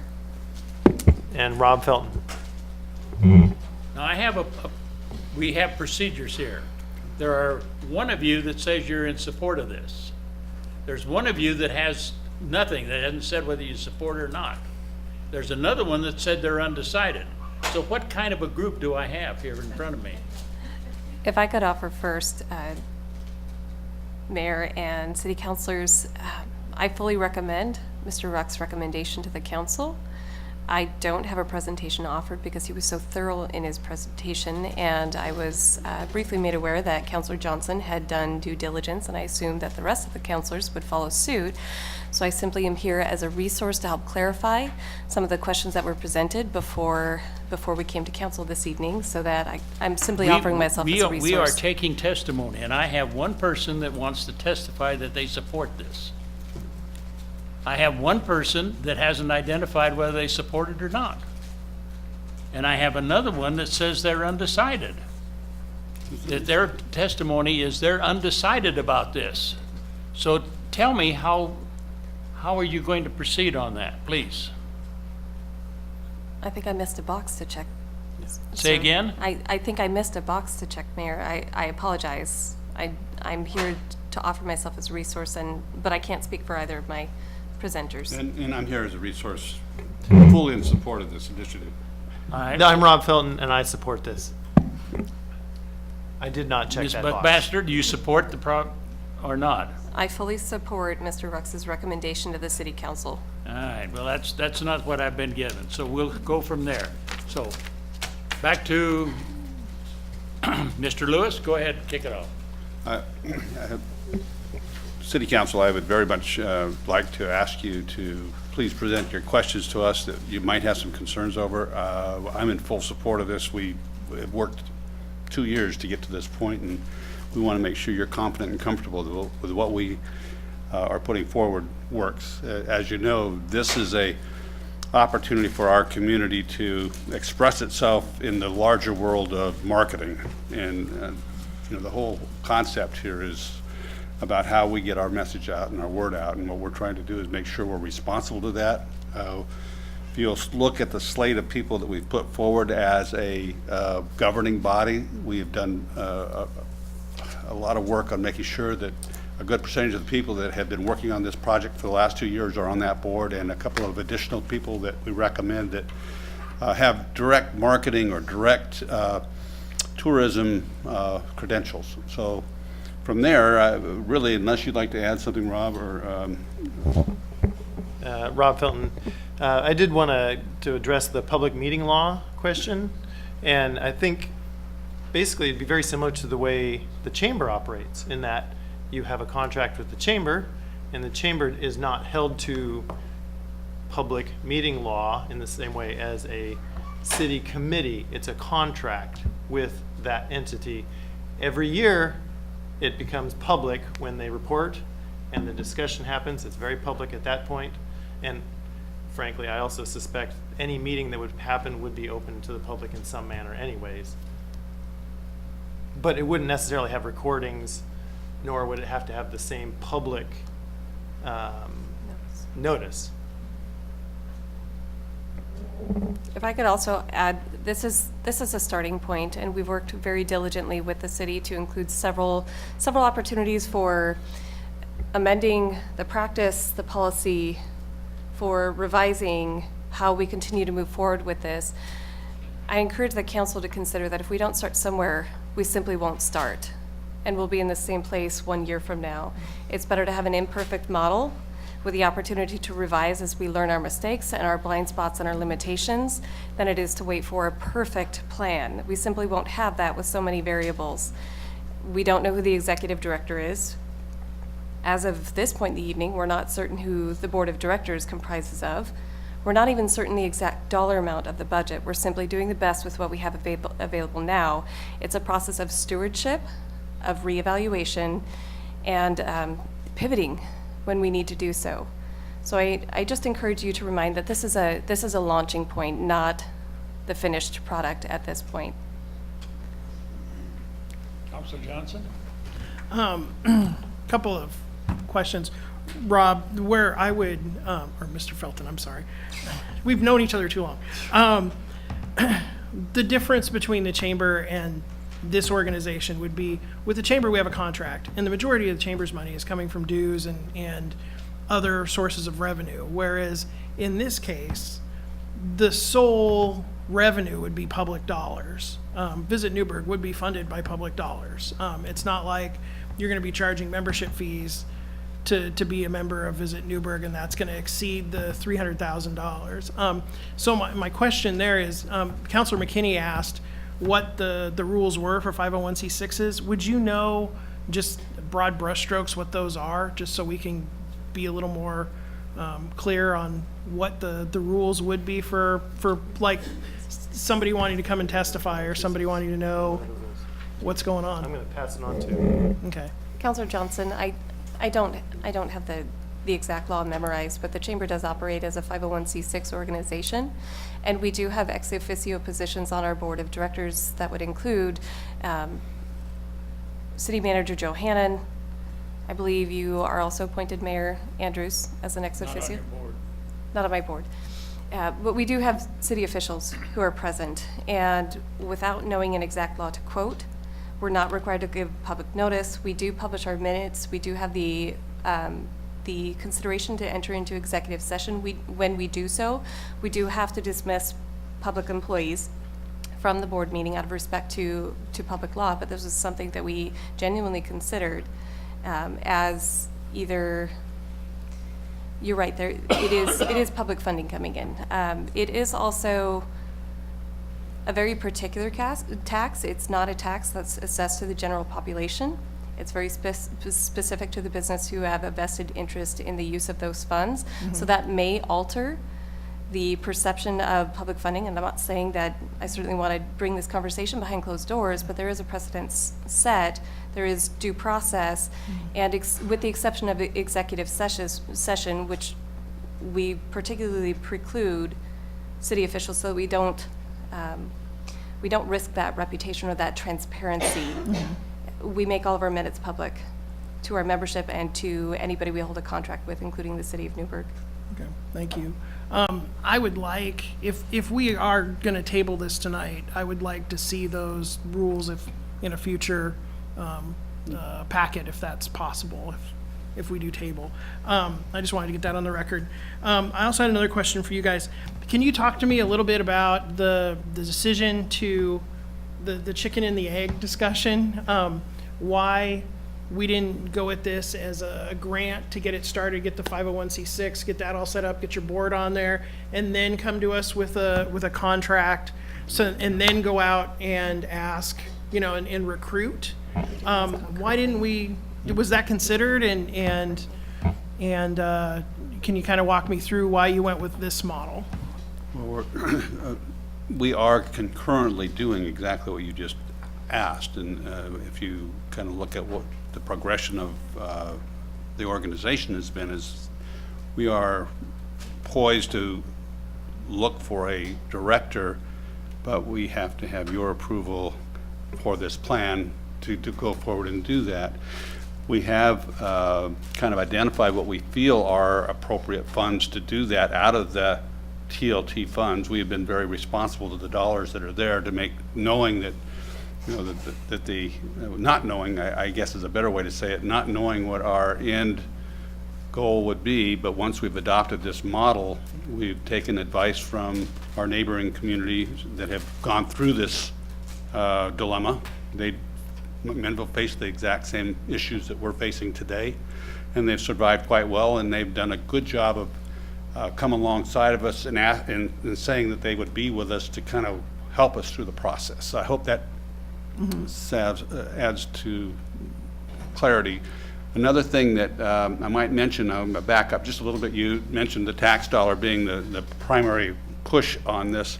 There are other tax dollars that we can go after as a committee, and as we appoint somebody that is full-time working towards that end, there are so many grants from the big Oregon dollar and the federal dollar that come in to promote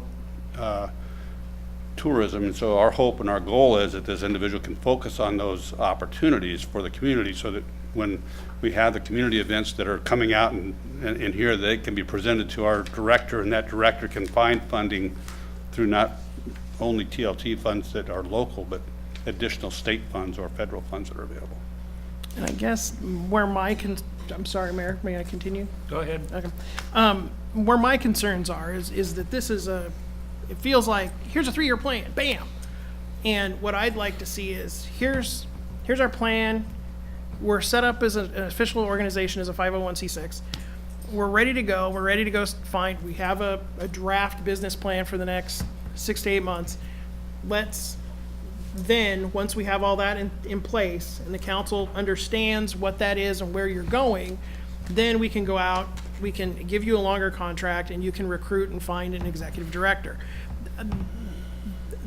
To me, there's a lot of variables in here where things can get gummed up, and that's my concern. I'm not saying I'm against this, I'm just saying that when somebody starts talking to me about $300,000 and $499, that's almost $1 million. To me, I like to have a little more detail. And right now, I feel like everything's in a draft phase. Everything's, there isn't a 50, and I guess that's where I'm really gummed up at, is that there isn't a 501c6 in place. We have hired an attorney to do that, so that it really is in the works. And this is not a new process. Our cultural center went through this exact same process, and not knowing the dollars and hiring the director and hiring the board and making that happen. And we had some public funds we were playing with on that as well. And I guess what you'll have to do is, there's a little bit of trust here in the fact that we're working very hard to make sure that we're responsible to the dollars that are out there for this community. And we're at that beginning stage, or I guess I shouldn't say that. I mean, we're 2+ years into it. We've been working very hard to make sure, and you've been part of our committee, so you understand some of the work that we do. In the past 2 years, everything we've done has been trying to figure out what the most responsible way to spend these dollars will be in the future. And that's kind of, I think we're at that tipping point where we've now matured to the point where we have an organization where we now are going to really put little paint to the structure. We've kind of built the structure, now we're going to finish it off and make it worthy of this community's needs. Mr. Mayor, may I please ask a question of Mr. Stone? Let's finish with which this. may Let's help. Let it me may finish with Mr. Okay. Counselor Johnson. Counselor Johnson? It may help with the order of the establishment of the 501c. I still want to, thank you, I appreciate it, Counselor Johnson. You're going to hate me. Hi, what's your question to Mr. Stone?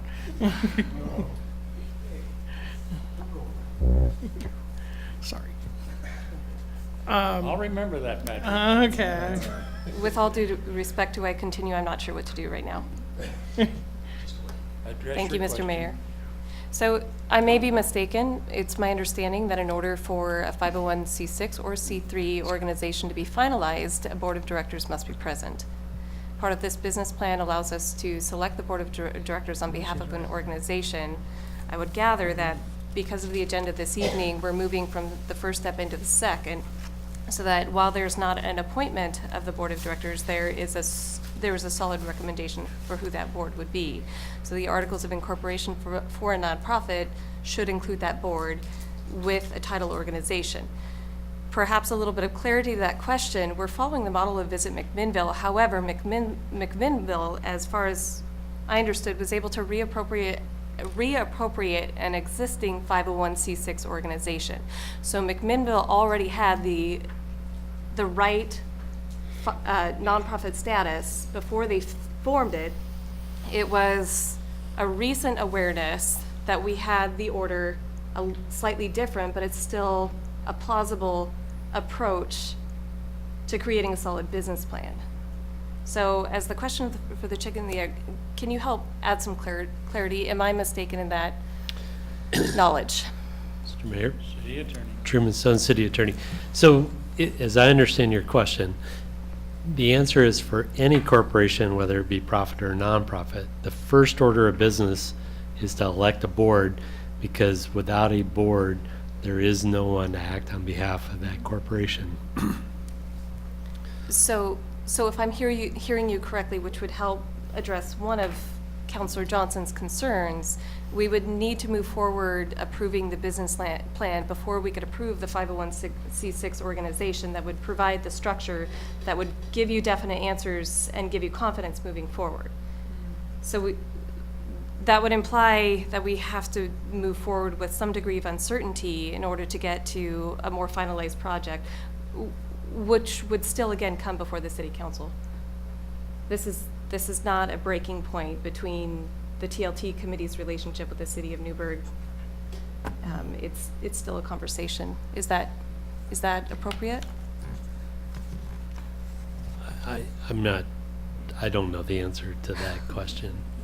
But I will say that there's oftentimes, from my experience in practicing law, is often some mushy stuff at the beginning of forming corporations, because oftentimes people will go out and seek investors, they'll look for retail space or office space or that sort of thing. And so it's very common, probably more common than not, that there are some of these things are done with a certain level of uncertainty, and then once the corporation's formalized, established, then again, as I said earlier, then the board of directors looks at what was done on behalf of the corporation by people who were representing an entity yet to be formed, and then they ratify all those actions, which then make those actions official corporate actions retroactively, if that answers the question. Again, Rob Felton, I think I would call back to what Mr. Rux was talking about, is that if you're asking for people to apply to be executive director and all they have is a temporary grant to start up, but they don't have assurances that it's going to go forward because maybe the city council changes and suddenly there's a wave of people against it, that would be concerning to somebody applying. Mm-hmm. You have another comment? Yeah, I do. Go ahead. It's your brick that you're working on. I got a container.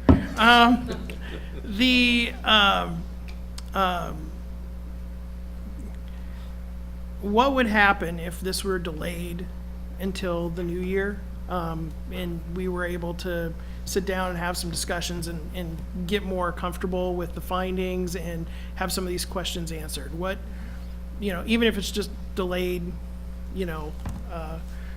just so that way the council can get a little more comfortable with what the plan is. If I could offer immediately, I would say that with the frozen financial assets for tourism and marketing for the region that the Chamber is holding on to and not spending to the best of our ability, I think we can all agree that any delay right now is not serving our community well. We're missing opportunities, we're missing partners. As you can see by the agenda later, you'll be hearing from the Camellia Festival, we have significant community building events that are being left out. And so any delay continues not only to impact the quality of life for our businesses and our residents, it continues to negatively impact tourism, our ability to promote the region, and I would argue then it brings down some aspect of the morale of the community. Can you imagine if we don't get this in place and we lose funding or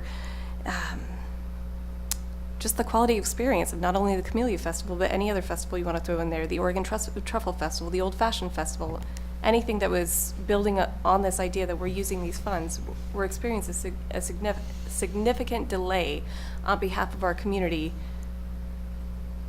because of this process. Follow on, Councilor McKinney, to that comment. I appreciate your concern in this particular regard, but any of those items that you just mentioned there, whether it's Truffle Festival or Camellia, they could come as singularities before the council, and the council would be prepared to move and financially support those things. So that's the way those things were taken care of in the past. So I don't know if it would be a mortal blow to some of those things here. I was just thinking in terms of staff's own schedule. I mean, if it was delayed now, probably doesn't make any difference in the number of weeks before it gets back to council anyway, because of the holidays and other things there. One of the things I wanted to mention is that I appreciate the partnerships that. You're digressing from Okay. follow-on. All right. May I address something else? Continue. We've been a community that has developed partnerships very well. I can't remember how many times you two gentlemen have sat on committees to where I've been a part of or whatever, whether it's been electronic signs or whether it's been, things that have involved the university or the downtown coalition. And we've been very good at building these partnerships. And I like that about the conversation that I've heard here about building additional partnerships and augmenting these funds with something that doesn't have to be assessed through a TLT, but something beyond TLT and others there. I am particularly glad that that Patrick has highlighted the fact is that the citizens of Newberg will hold the city fathers, of which the council is referred to sometimes in insurance policies and other things like that, accountable for what happens with the public money. So in regards to this, I mean, we're talking about not small sums. We're talking about $333,000. We're talking about $500,000. We're talking about $1.1 million that goes there. So the council ends up being responsible entirely to the community on what happens to those. And I don't know if we've ever really successfully funded an organization like you're asking the council to fund in this particular case, to where significant policies and goals and other things might fall outside the city fathers, quote unquote, responsibilities there. It ends up getting back to us in a certain way, shape, or form, but even in the public meetings law or opportunities in town halls or whatever, for the public to influence what they envision happening with $1.1 million of TLT money. I think we're getting into deliberations here. We're not Well, ready for deliberations. My point of Please get to your point. Councilor Johnson, do you have something more? Yeah. My follow-up question would be, creating these documents, these bylaws and the business model, financial policies, even economic development program, without a manager on staff, how much of that work is going to happen before the manager gets there and how much after? And I was trying to get a sense of when those things would happen. And also, as a follow-on to that, if I can ask two at the same time, economic development program, what is that? What does it look like? Please be succinct in your answers. We're Sure. dragging this on. Our first question is, we're going to do everything in our power to get that director on board as quickly as possible. We do not want to make decisions on how we're going to financially spend these resources as a committee. We want somebody that's leading the charge with us, that we can direct them and give them good opportunity to work with that money. But our goal is to get a director on board tomorrow if we can. So we're not going to hesitate nor waste time doing that. I would say that is the business plan. That is the primary business plan, that temporary one, is to hire an executive director. Councilor Owen? Similar to that, so I think the other part of the business plan, and first off, thank you. The other part of the business plan is to appoint a board of directors in which the group has recommended names. My question for you is, with the names going forward as recommended of the 9, Do you fully support, I think it's important for me to move forward on this, to know that you fully support those 9 individuals with the marketing and stewardship of the resources until the executive director is in place. So we're at the point of the discussion that we should talk about that. Are we moving forward? No, we're not at the point of appointing the board yet. We'll get there. We'll get there. We'll get there. Thank you for that question. Mr. Mayor? Councilor Essen? I'm just wondering, Pat, if you're ready to move tonight or if you're going to table this. We are not in deliberations yet. Oh, okay, so I was just wondering where we were going with this. We have public testimony that I would like to have wrapped up. Thank you for your being gracious. Okay, I was just curious. Do you have more to offer? Only if you have questions. If there are no more questions from the city Are there councilors, I'm further happy questions or to comments? finish. None appearing, then I'll close the public testimony portion. Are there any written communications that we've received? Mr. Mayor, for this public hearing, there is no written communications received. Thank you. So with that, I'm going to close the hearing, and we are going to be in recess for 5 minutes.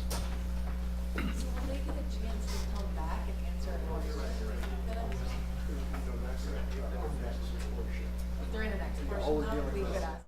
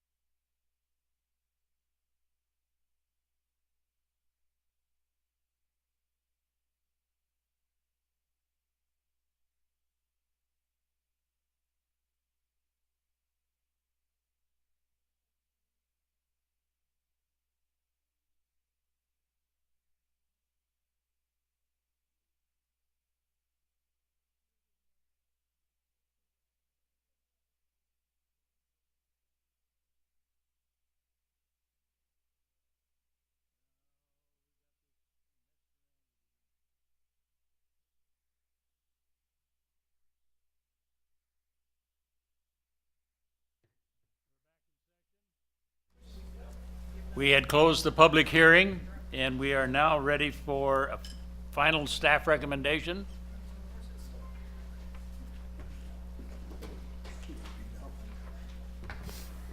Thank you, Mayor. Doug Rux, Community Development Director. So the TLT Ad Hoc Transient Lodging Tax Committee is recommending that the council adopt the Resolution 3519, and in the RCA, the recommendation is to adopt Resolution 2018-3519. Mr. Mayor, Yes. could I just make one thing clear that may not have been clear in the prior discussion? The reason this is a public hearing is because this proposed contract, the council is being asked to exempt it from standard purchasing rules, meaning, we didn't go out and solicit 3 different organizations to enter into this contract and such. So the findings are purchase code required criteria to exempt this contract from the standard purchasing code. So that's what that is all about. So that's the little quirk on why there's a public hearing over this contract. Thank you. Did you have amending language for the findings? You were going to provide some amending language, you said, to that one finding?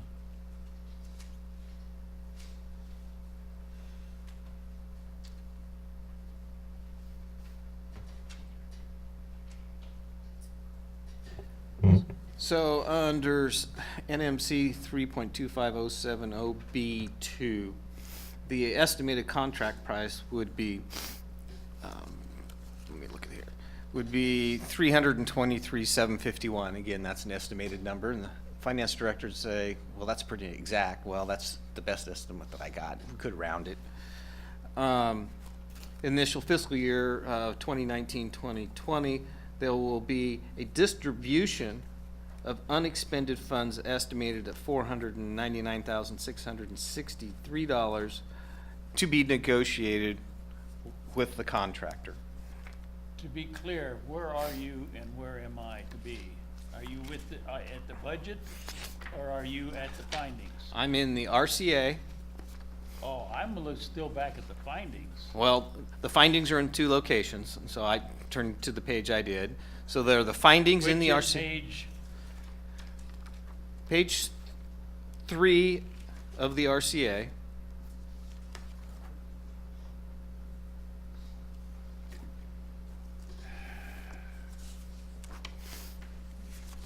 All right. Under B2, the estimated contract price of the project, if relevant.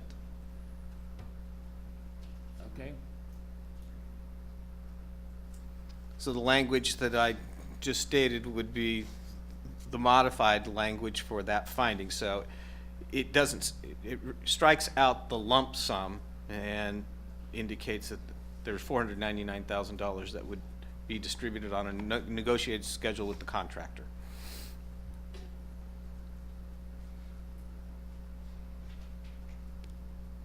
So there will be a lump sum of that $499 provided during the 2018-19. That part is struck? You would take,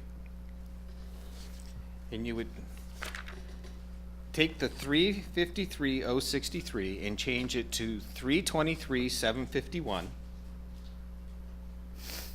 Thank you.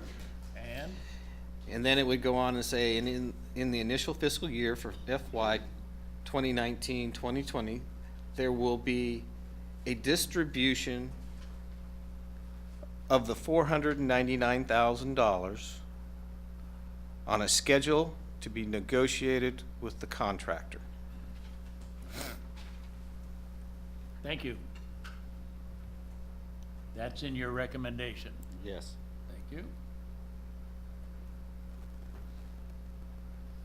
Any further questions or comments for staff at this time? And Doug? You have a question for Doug? I do. You do, go ahead. And then at the the rest of that finding would be the same in FY 21, 22? Yes. Okay, so, Yes. okay, great.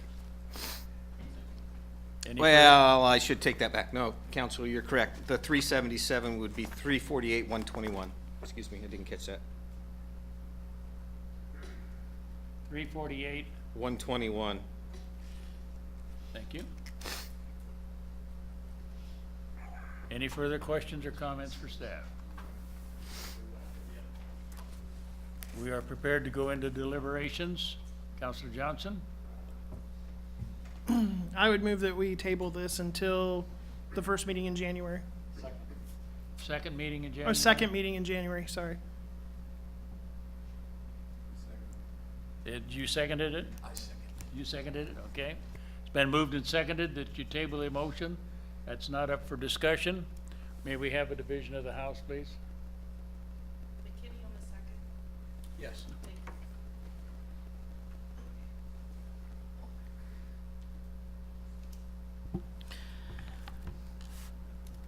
Counselor Essen. No. Counselor Bacon. Yes. Counselor McKinney. Yes.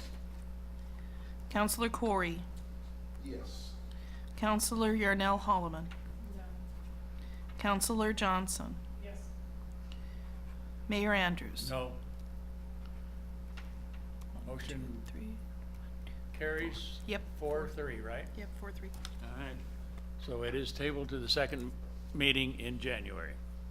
Thank you. And with that, we move on to agenda item, resolution dealing with 28-315 or 3512, which is an administrative hearing also, dealing with a supplemental, approval of a supplemental budget for fiscal year 2018, 2019. And with that, I ask, are there any abstentions or conflicts of interest from the council? None appearing. We need a staff report, please. Good evening, Mayor and Council. Nat Zook, Finance Director. Tonight you have before you a request for supplemental budget number 1 for fiscal year 2018-19. And in the staff report, in the executive summary, there's essentially donation, 3 grants, some record management expenses, management training, a network server, and some upgrades, some updates to capital projects. I've taken the time to detail the items by fund. I'll highlight a few of those in detail. Purchase of a police dog, replacing an existing police dog, made possible by a generous grant, a generous donation, $25,000 back in 2014, and we've had that money in a separate fund, and now as we spend it, we appropriate it. The planning department has a couple of grants that they've, one that they plan on applying for $6,000, and a second one that they have applied for $37,000. Minor effects on the general fund. In the capital, governmental capital projects fund, you may recall approximately 6 months ago, the council accepted an award of $815,000 for seismic upgrade to this building. And so now we're just simply recognizing that grant. That was not anticipated at the time we put the budget together. So now we're recognizing that grant in the capital project fund, offset by matching revenue. The Administrative Support Services Fund, there's a request out of the city manager's office for $24,000 for management training. There are some unplanned expenses of software related to the TVF&R transfer, some records that we had to retain, and the software was part of that. We have a desire for a couple of part-time internships to help with some minor projects, one of which is primarily done. It's very minor, $1,200. The other is for a future project, digitizing records for the Community Development Department. We also have requests for an additional server to help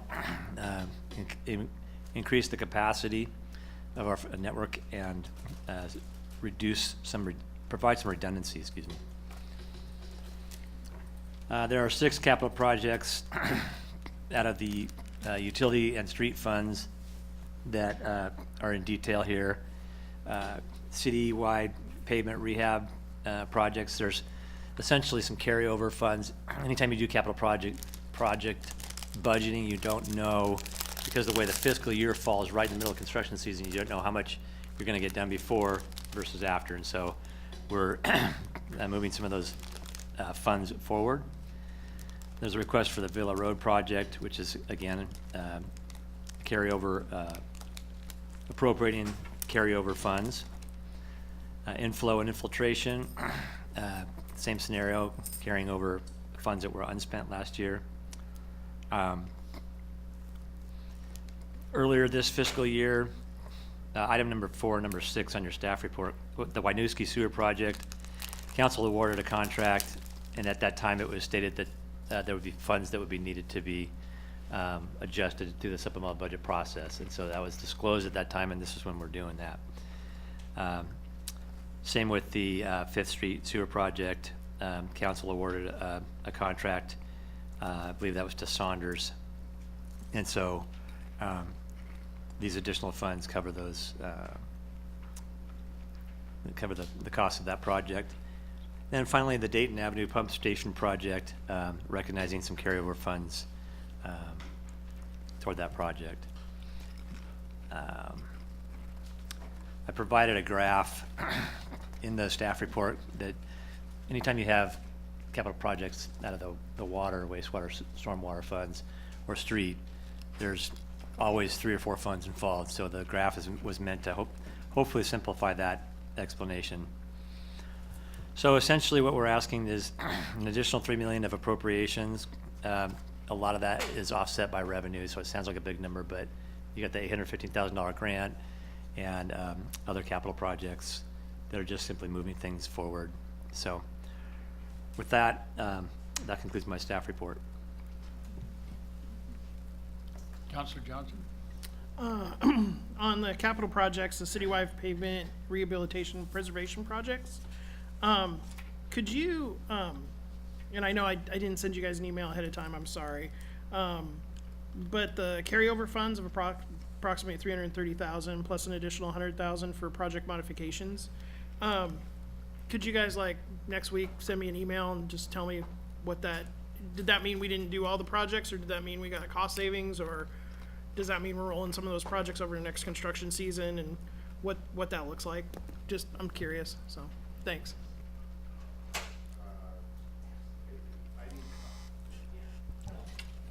Jay Harris, Public Works Director. Yeah, we'll get something put together through Karn. Matt, you might have all the information. I have most of it, but let me just get an email to you, and I can send it to the full council, so everyone has that. Okay? Continue. So Mayor, my recommendation is the approval of resolution number 2018-3512, approving supplemental budget number 1 for 2018-19. Any other questions or comments for staff at this time? I have nobody signed up to provide any oral testimony at this time. Do we have any written communications? Mr. Mayor, I have not received any written communications for this public hearing. Okay, I'm open to close the public testimony portion and the letters. And your final recommendation? Recommendation again is to approve the resolution presented before you, 2018-3512, approving supplemental budget number 1 for 2018-19. With that, I'm closing the hearing, and we will go into deliberations. Pleasure of the council. Councilor Corey? Mr. Mayor, I make a motion that we approve resolution number 2018-3512. Been moved and seconded to adopt resolution 2018-3512. Is there any further discussion? Call for the question. There being no further discussion, the question has been called for. All in favor signify by saying aye. Aye. Those opposed, same sign. None appearing. The resolution is adopted 7-0. Thank you.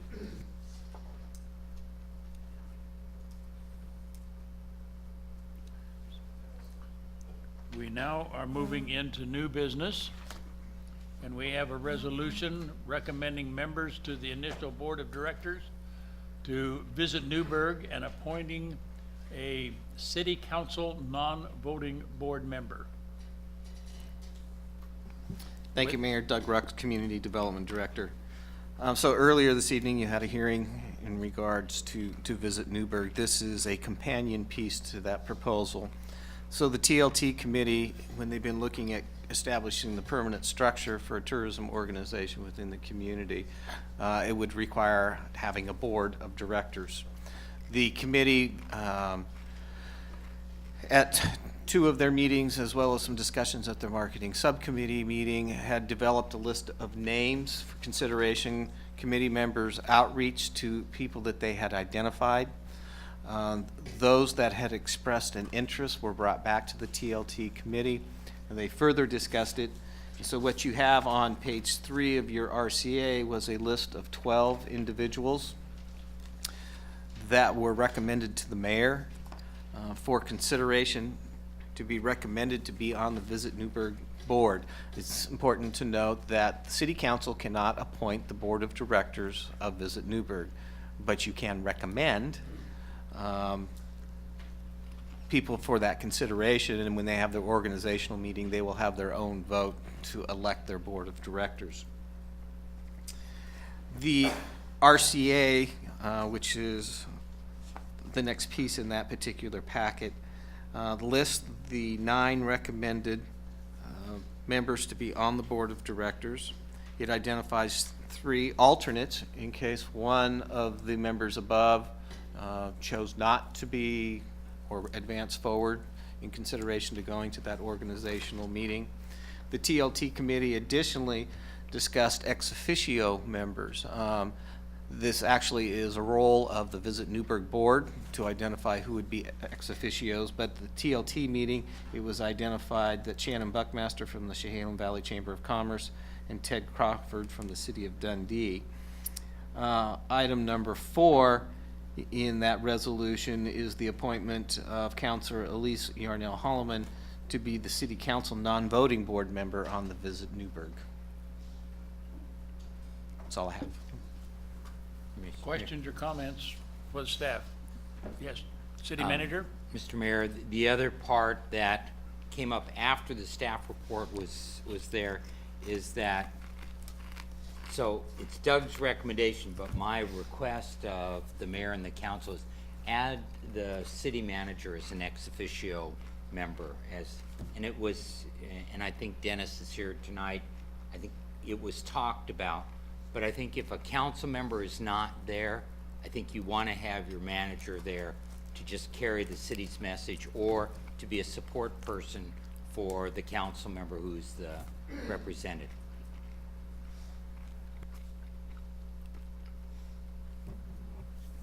Councilor Johnson? Mr. Rux, was there, can you explain to me the reasoning behind the city council member not being a voting member of the board? It's based upon the draft bylaws that are later in the packet. And through those discussions between the bylaw subcommittee that was brought back to the full committee and in consultation with outside legal counsel is to have the city council member be a non-voting member. But they are there to participate in all of the discussions. And if the city is the primary funder of Visit Newberg, we have that seat at the table. And as Mr. Hannon has brought up, adding the city manager as an ex officio member so that they could also be present to reflect the city's position and issues. Any other questions or comments at this time? Councilor Holloman? Is this so I think my question's irrelevant now because you said that they don't, that the the board that it's a recommendation that they're going to actually vote on, the board members. So what happens is the mayor's bringing forward to you, so TLT made a recommendation to the mayor's bringing forward a proposal to the council to recommend who would be on the Visit Newberg board. If there are individuals, and so the TLT committee went through categories, those associated with lodging, with restaurants, with wineries, and then we developed names under these categories to get a broad representation of individuals to be on the board. In the mayor's recommendation, if there's a name of those 9 that you thought would be better represented by one of the alternates, now would be the time to have that discussion about a substitution of the initial 9. So I have to Go ahead. Sorry. So I have to actually call out a name on the record of someone that I guess I would like to make a recommendation that the gentleman, now I'm gonna butcher the name, but from Wolves and People be moved to, I think it indicated as J, moved to the top 9 because of his experience with marketing on a national scale. May I follow on that? You're recommending Christian De Benedetti to be on the 9. Who would you recommend being dropped from the 5, the top 9?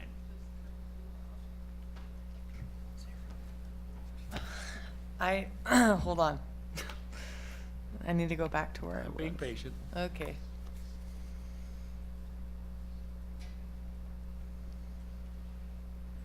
I don't have it in front of me and I just got out of the screen. Can I just look at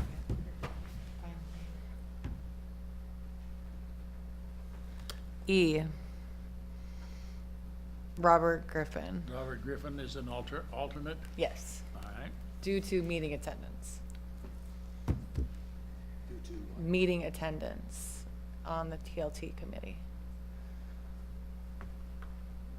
His absence, he's had multiple absences. Okay. Meeting attendance. Yeah, all right. Thank you.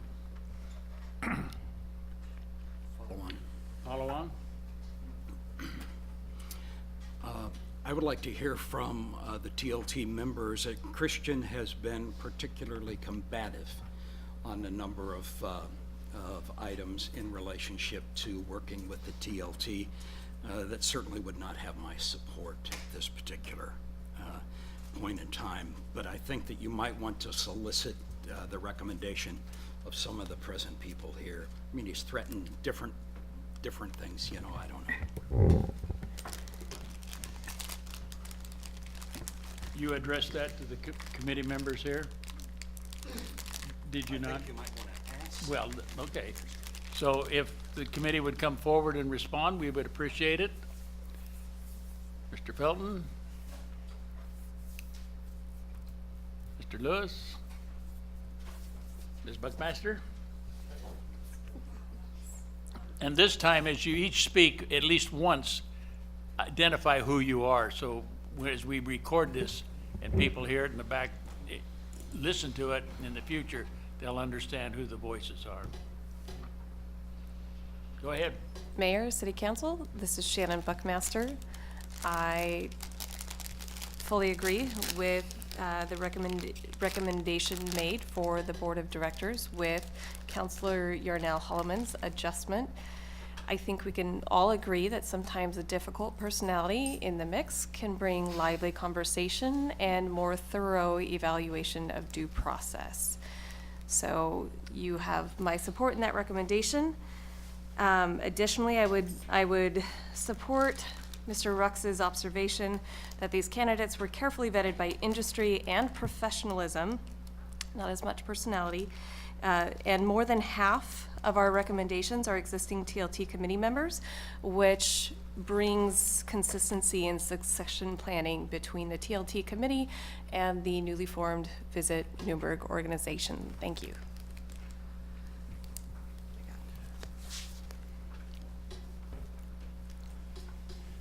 This is Rob Felton.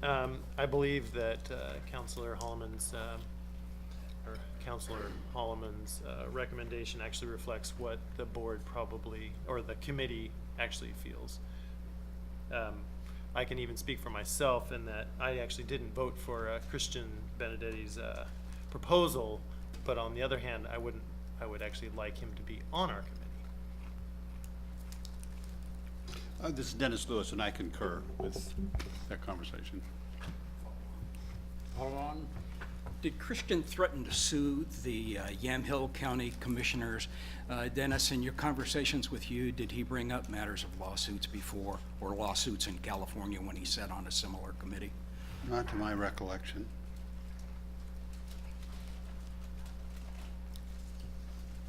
The answer was? Not to my recollection. Thank you. I would say that we did not have a combative relationship with Christian in our roles.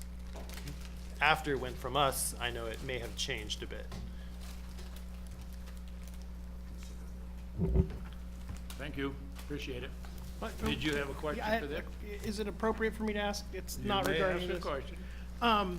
I'm curious why the council member wasn't given a vote on the new board. I'm just curious. The council city. member, the non-officio. I think it had, Rob Felton, it has to do with, we were trying to limit it to 9. We were trying to get as many industries represented, and by allowing the city to have a person as an ex officio allowed them to be a working participant in the process, but it didn't take up one of those very precious 9.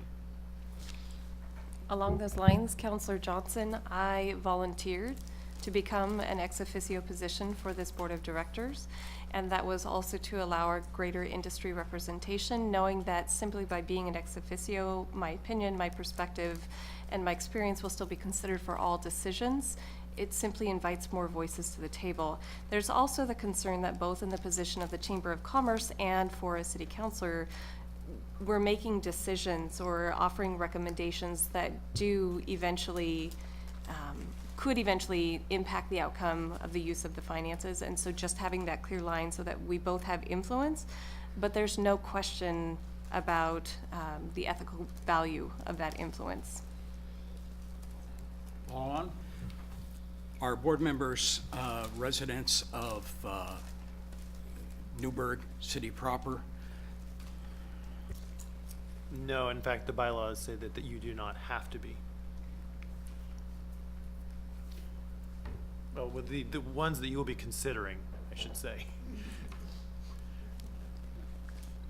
Okay, thank you. You have before you Resolution 2018-3520 with one recommended change. Two. Sorry. May I finish, please? With one recommendation that we change Robert Griffin to an alternate position and move Christian De Benedetti into one of the volunteers or one of the 9 members. Number 2, that we add under item number 3 in the resolution, we add that the Johannan, city manager, city Newberg, is added as a ex officio board member. Were there any other changes? That is what is being proposed. Pleasure of the council. Mayor? Councilor Bacon? Mayor, I'd like to make a motion that we adopt Resolution 3520, as amended.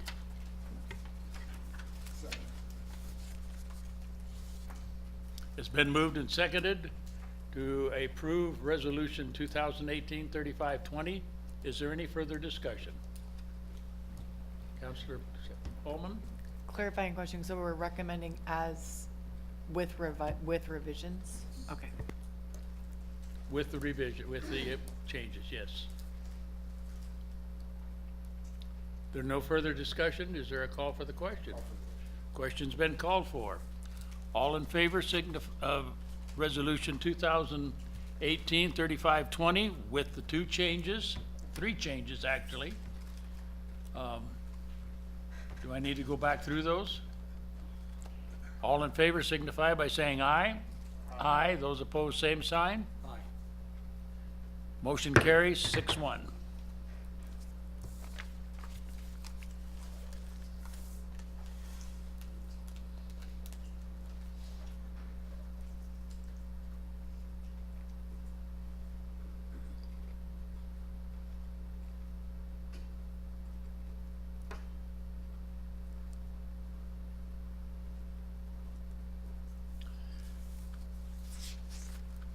And with that, we now move to a draft business plan outline, bylaws, executive director position, description, and marketing strategy for Business Newberg. This is an information only. Mr. Rux. Thank you, Mayor. Doug Rux. With the tabling of the item on the Visit Newberg under the Contract Review Board review, I might suggest the council table this as well. This is an informational piece. The only new piece in here that you have not seen is the draft of the bylaws, but as conversations continue on, there might be a few additional adjustments to that document as well, to be determined.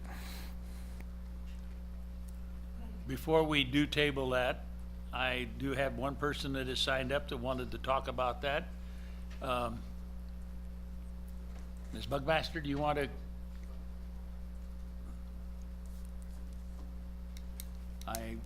Again, the 5-minute limit, please.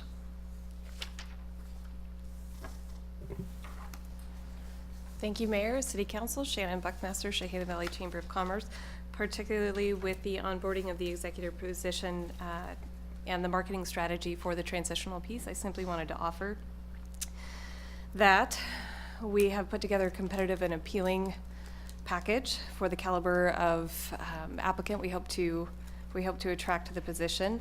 I confidently offer supplemental industry and local cultural training and a personal commitment to support the success of this individual for the benefit of our community. That does pertain to the general transitional process, so that while we continue in a holding pattern, getting to the point of approval eventually, hopefully in January, I will still continue to offer resources, supplemental grant writing, consulting, any other resources I can offer our tourism business owners as an industry of the chamber, not just isolated to tourism or marketing, but as successful contributing professionals in our community. Thank you. Any questions or comments for Ms. Beckmeister? None appearing? Thank you. Appreciate it.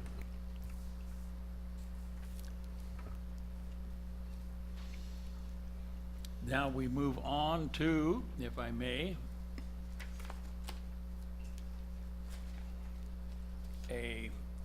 we're looking at a request, and this would be a form of a motion to, that the city council authorize $14,000 in transit lodging tax funds be used for marketing of the 2019 Camellia Festival.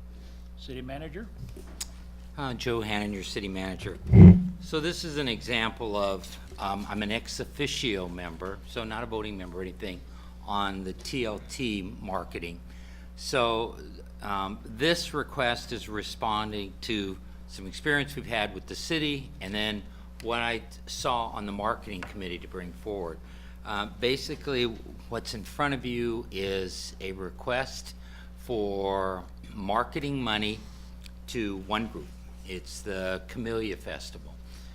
In just talking through this, and even with just some questions back from council, the question is like, okay, you know, why, and why at a seeming completely out of the norm. Well, here's a couple of things that, what prompted me to bring it. We're in a transition, as we just saw. You know, we've tabled the stuff tonight, and for the last couple of years, we've had a program where we took lodging tax dollars and we did a couple of things. One is to put them into facilities, like the cultural center, and then other money that went into cultural center and also the Bulls and People Trail, and then other money that we put into programs to bring tourists here, and other money, and these are the three pillars of what our lodging tax or our tourism strategies is, and the other one is to do basically advertising. And so we put money into that. Some of it's been a lot, like the $250,000 went to the cultural center. Some of it was to the trail, and then some is like to the downtown wine association to give them money to advertise. We did a fundamental slip or change, which the council approved, and what we heard tonight about, we're going to take our money at least for 3 years, if this all goes through later on, and put it into marketing. So the group, the Camellia Festival, they have a need for marketing their event. It's not for facilities, it's not for like the event administration, it's for marketing, which matches what the mission is of, you know, what's been proposed tonight, that we take money and we market Newberg. Unfortunately, with the changes that we have tonight, there's no one for them to ask for money to do exactly what is being proposed that happens in the future. It's nobody's fault. We no longer have a grant program by design, but we also don't have anyone that they can ask for money to put into publicity. The Camellia Festival, which is slightly different than other people, is you kind of look up on the side, you know, it's the perfect advertising for them. It's Camellia, or the Camellia City. So we have kind of an innate, I think, affection or affinity to trying to help that promotes the city. But I think more importantly, and what's in the memo, is that the advertising, and it's only advertising, so it's not for all the administration of the event or something like that, which is also an eligible use of lodging tax dollars. But in the publicity side, the idea is to bring people here. And they have shown a pattern over they're going into their third year, of being successful in taking their advertising dollars and bringing people in. And that's in the memo. And then the little different piece on here is that we took the numbers from Travel Oregon and said, well, what does that translate for local businesses? If you bring somebody here for the day, or if they stay in a hotel overnight, how much money they generated. And it's in there, and it's impressive. It well exceeds 3 or 4 times, it's actually more than that, of what they'd be requesting. So part of the question came up, and I think Councilor Johnson said, just in reviewing this, said, well, but do we give other people an opportunity? The committee disbanded or stopped the grant program. So not terribly appropriate for a staff person to come back and say, oh, they said no, and now let's having another grant program. But I think in this case, in this case, it's a request of a need. They didn't know where to ask. So I looked to those funds that, even though this is, you know, we're in proposals of how much money we send forward, without getting into their annual allocation, which has been recommended tonight, or getting into that big chunk of money, about $400,000, there were 2 grants that were returned to the city as part of the lodging tax. One of them was a Travel Oregon. It was a matching money that we didn't use, so that comes back into the fund. And so none of this general fund, it's all in lodging tax. And then Anvil Academy had applied for a smaller grant. They just couldn't use it, and so that's come back. So what my request kind of from the Camellia Festival, and Mayor, they're here tonight, I believe, with their cards, is to, for 1 year, and in anticipation that we're out of the funding kind of funding business after this year, that you'll, if you go forward with the things that are recommended, that the council gives our lodging tax money for marketing to this next group, that they wouldn't be able to come back next year because you wouldn't have that money. You would transfer it out, and that then they, if they continue as they did this year, that they would look to Travel Oregon to try to do any marketing, and probably not as a allocation from Travel Oregon, I said Travel Oregon, I'm sorry, Travel Newberg, from Travel Newberg to them, but just say, as part of your marketing program, advertise for us. So and in that way, it's not any kind of a grant or an allocation. So it is unusual. I did not go to other people asking around. This came as they struggled, and they're saying, where do we get money to try to do it? They've got a strong record of it, and that's why I'm recommending that to you tonight, Council. Questions of the city manager? Councilor Holloman? I guess, I don't want to be the naysayer of something that's great for the community. I think just out of principle and policy sake, there are a lot of great organizations that I think further tourism and the values of this city, that if made available to come forward and ask for additional monies to do that marketing, which has been tabled for $500,000 worth. Right? I mean, there's $500,000 sitting in there that we haven't been too urgent to make a process in place to spend. Why are we now making that luxury to this? And also, I've been a part of a lot of nonprofits, committees that you can't rely on funding. I guess I am stuck on that too, is reliance on funding that was not promised, and then being stuck in a pinch at the last minute. And I want to know why we're the people to be bailing out. So those good questions, and they're fair. I don't think that there are other groups. Our history, when we've been advertising it out there, that we haven't had other groups come and asking for money. We've had them for facilities, and they put in for that. We've had them for overall programs, but not just strictly for the advertising dollars. So this group has been consistent in that, and they're, whenever the money was spent, it doesn't have to come to them. If there was an organization like Travel Newberg, that's their mission. So whether it's this year or next year, I think it's appropriate, and it fits within the mission and in the law that says, you do marketing, do our marketing for us to bring people into it. That's the whole function of the group. So that's slightly different. Groups that have come up like Old Fashioned Festival say, well, shouldn't we putting money from this and lodging and doing them?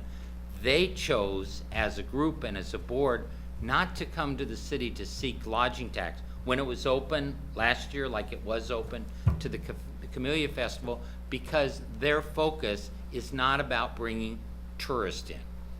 It's about doing the advertising for this wonderful community event for us. And a tourist, by the law, talks about somebody coming 50 miles or more from us. And that's where this program and Truffle Festival tried to do the same. Truffle Festival is probably the closest analogy of looking for marketing dollars, but they haven't come back or made their needs known. And that's what's different.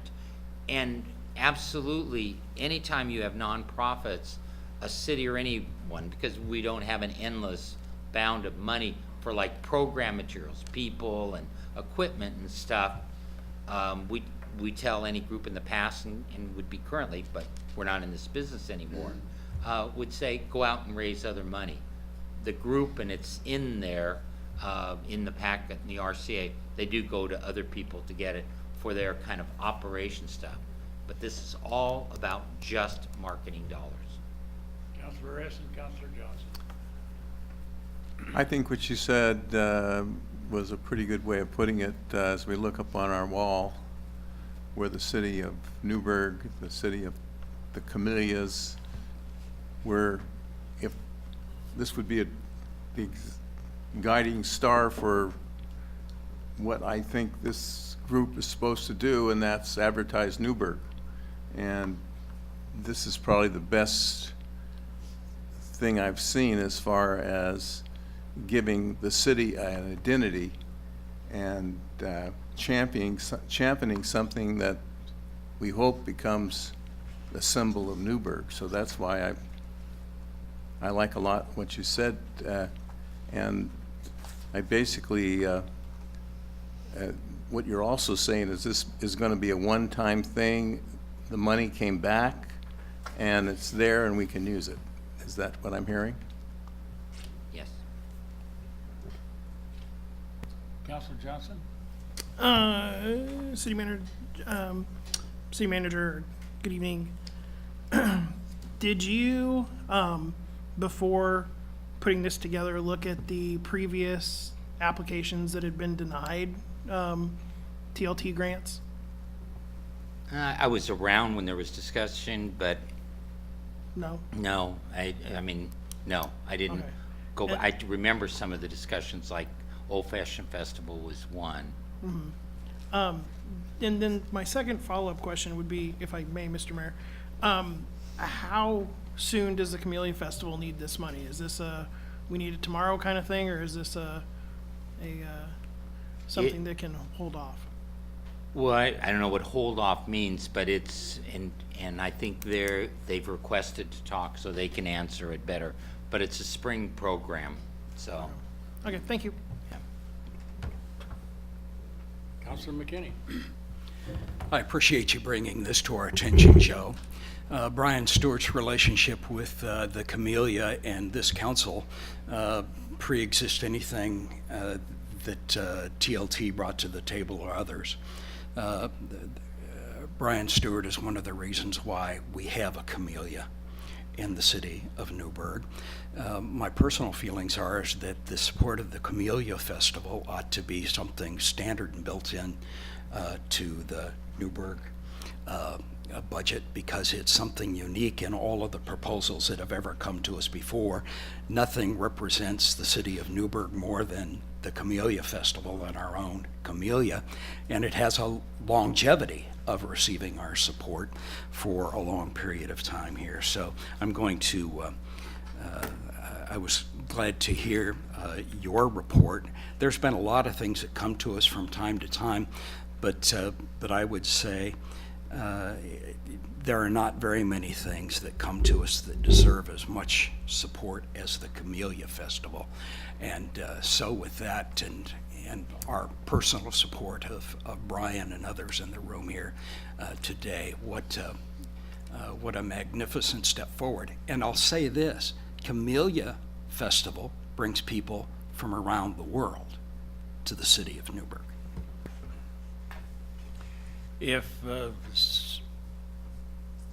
city manager would step aside, we have 3 people who would like to talk to us about this particular request. And I'm going to call on a Carissa Bartlett. Is I get Burkett? Okay, I did it right the second time. And thank you for your patience. No problem. Carissa Burkett. I have the great honor of being the public programming and arts manager at the Shalem Cultural Center. I'm also co-chair of the Camellia Festival with Brian Stewart. I've been working at the Cultural Center for 1 year, so I've only had the opportunity to work on the festival for this past year, so 1 year under my belt, opposed to the 10 years that Brian has. But in that time, we received $8,000 last year from the TLT marketing, and we were able to increase our attendance by 1,000 due to the marketing efforts. We were able to increase also the percentage of people from outside of Newberg who were attending. The past year, we had some really amazing marketing endeavors that we haven't been able to do before. And I think in addressing the question of the Camellia Festival is going to keep going no matter what.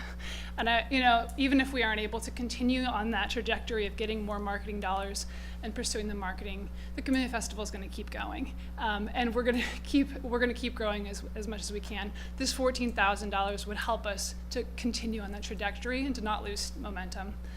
That's kind of mainly what we're hoping for. Thank you. Questions or comments? Thank you very much. Appreciate it. Mr. Brian Stewart?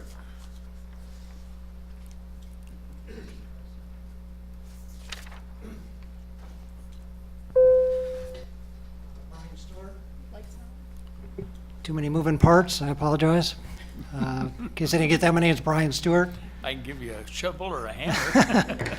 First and foremost, I'd like to thank Mr. Hannon for bringing this before the council. I'm certainly honored and grateful that he did so. That means a lot, and for a man in his position to do that, it goes a long way. And the comments of the council, thank you very much. Those that know me, this isn't my best forum, and I get emotional when I talk about the festival, but Mr. McKinney said it properly, and so did Mr. Hannon. We are the Camellia City as of one of the milestones that the state legislature passed last year. No other city can say that in the state of Oregon. So that's a huge milestone. We have our own Camellia, not named Brian Stewart, not named anything else. It's named City of Newberg. I mean, that pretty much solidifies what the Camellia Festival is. And it is, thanks to the forefathers and sisters, the Men's and Women's Garden Club in 1949, it will always be our city flower. And we don't have to reinvent the wheel. And when you think about tourism and tying in with all the other entities, and for lack of a better word, putting butts in beds, it is a wonderful tool for that. And we have proven that. And we have the documentation, and with your help tonight, we can continue to accelerate and bring more and more people to discover our city. And that is their first reaction when they get here. Wow, who knew this existed here? And they mean that in such a positive note. But it's due to the Camellia Festival and the diversity and the uniqueness of that festival that we are allowed to do that. But it's only with the support of the city and Visit Newberg going forward that we will be able to do that. There's so many international groups and organizations that are involved with this. It's just really special. That's all I really have. Thank you. Questions or comments for Brian? Councilor Bacon. I say this every time you're in front of us because I'll cry too. I stood in this room with you watching your dream, and maybe 50 people showed up 10 years ago, and if anyone thinks that this $14,000 isn't worth investing in this, wasn't here when there was 25 people in this room. It's your heart and soul went into this, and you have done nothing but grow it and grow it and grow it. And as long as we support you and you are here, you will be forever the champion of this. You have done a phenomenal job. There is no festival, no event, nothing in this community that has grown the way your Camellia Festival did. And I call it yours, it's ours. You bet it is. It takes over 150 volunteers to put this on. So And it's our city. I've never seen anything like it. And gaining, national and international recognition in 10 years and growing from this little room to taking up the entire cultural center is amazing. And I will always support you. The cultural district. Cultural district, yes, Yeah, the thank cultural you. district. I will always support you. I believe in you. I believe in the festival, and you have done amazing work. You and all your volunteers. Thank you, Dennis. Councilor Essen, Councilor Johnson. So, Brian, if you think we were down in Pasadena, would you be here supporting the the Rose Parade, because that's what I liken this to.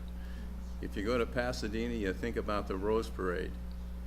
What I hope is, if you come to Newberg, you think about the Camellia Festival.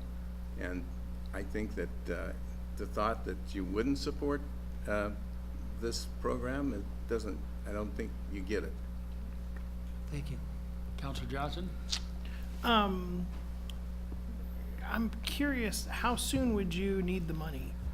Yesterday would have been good. Okay. If we can do, help us help you, the city. Our festival takes place April 13th. That's the shoulder season, which is wonderful and fits the criteria of what we're looking for. The sooner we can elevate that marketing, we have it all ready to go. We can pull the trigger tomorrow. Okay. But due to us being that early in the spring, that's what's unique about that. And kind of off topic, but on topic, when Visit Newberg gets going, that you should keep that in mind when they do their funding for events that actually do take place in the shoulder season, to maybe hear their request in July or something.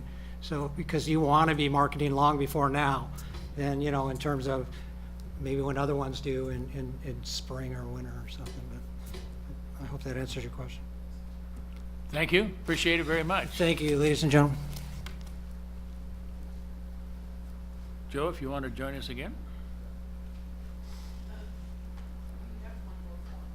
Yes, we do. Shannon, I'm sorry. I had it buried. Come forward, please.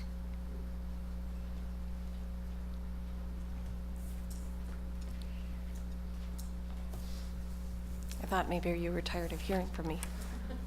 Shannon Buckmaster on behalf of the Chehalis Valley Chamber of Commerce, just to add some perspective and insight to the request on behalf of the Camellia Festival. I brought this matter to the TLT committee. Joe, I appreciate you bringing it forward to the next step. After Brian and Carissa approached me for our regular funding from the Chamber of Commerce. For at least 2 years that I could document, we've contributed $4,000 of our TLT funds to what they were able to supplement with a small grant through the TLT committee. So we're looking at a significant investment for the Camellia Festival, $11,000 in 2016 and $12,000 in 2017, if memory serves me correctly. So the ask of $14,000 is appropriate to stay on trend with the combination of those two sources, those two TLT sources. That being said, I do caution against a reliance on a significant source of funding without sustainability or without some sort of backup plan.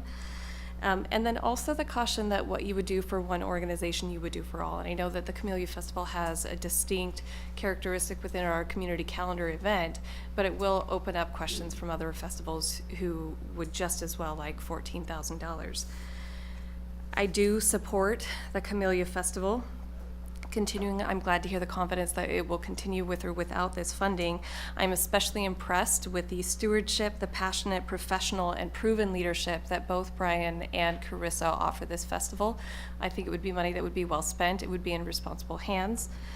I would also again offer that I'm willing to consult in the continued absence of a tourism and marketing executive director for alternate sources of funding for the Camellia Festival going into the spring after they wrap up their 2019 festival and into the summer, so that they're building funding and sustainable practices throughout the continuing years. So even if we switch this to seed money to different practices for next year, I'd be willing to support that process.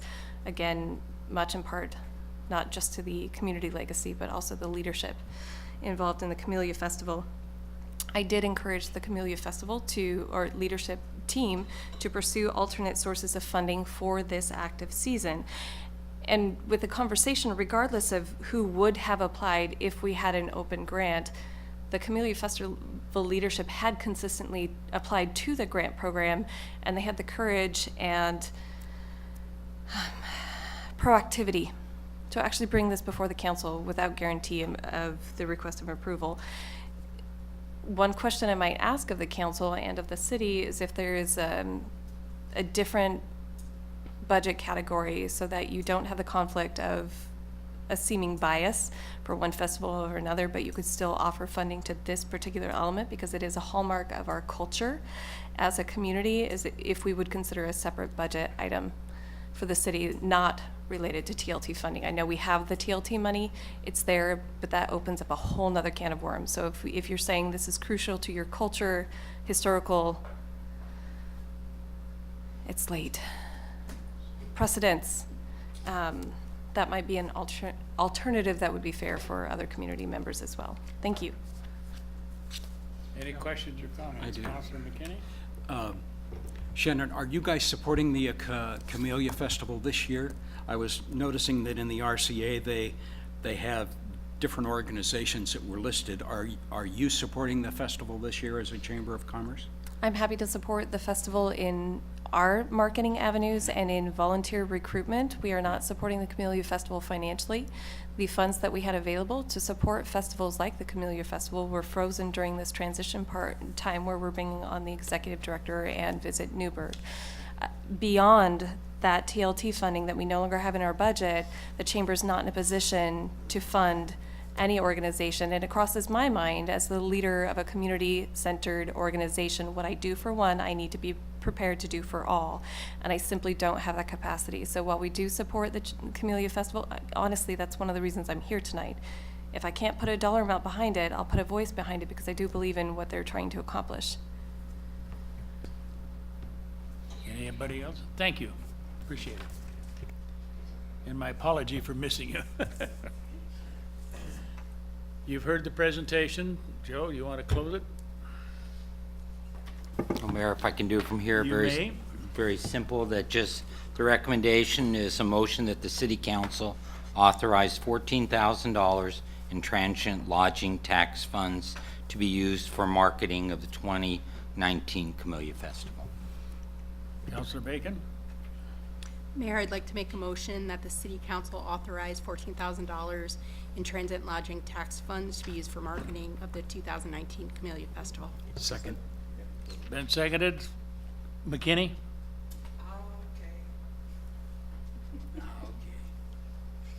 He's further away, that's why you didn't hear him first.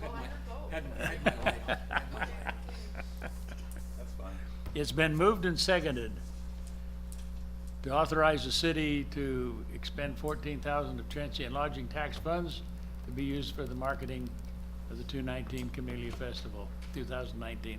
Is there any further discussion? There is. Councilor Johnson? This one is really tough for me because I have Councilor McKinney's voice ringing in my head of unintended consequences. I find it hard to believe that if we advertised that we had $14,000 to give out as a TLT grant to an organization, that this would be the only one we'd get. And my issue isn't with the festival.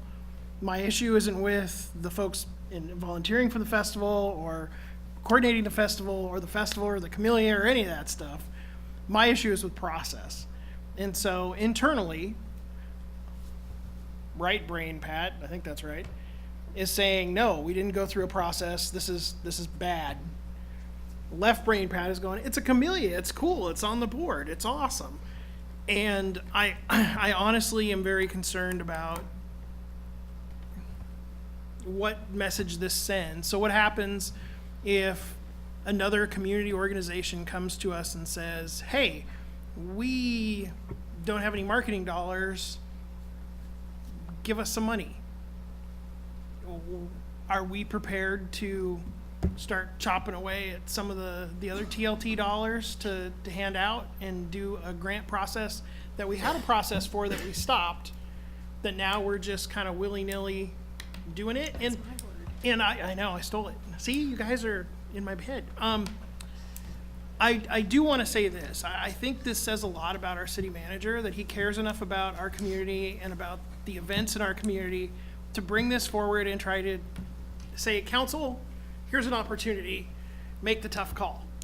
And I appreciate that, Joe, I really do. The part that I'm having a hard part with is the process. I mean, we spent all that time creating a grant process that we just kind of put over here, and now we're just kind of, well, let's just award it. So I honestly can tell you, I have no idea how I'm gonna vote, but, this one is very difficult. Councilor Holloman, Bacon, and Essen. Yeah, I guess I would just say that Shannon's closing statement is exactly my concern, is that I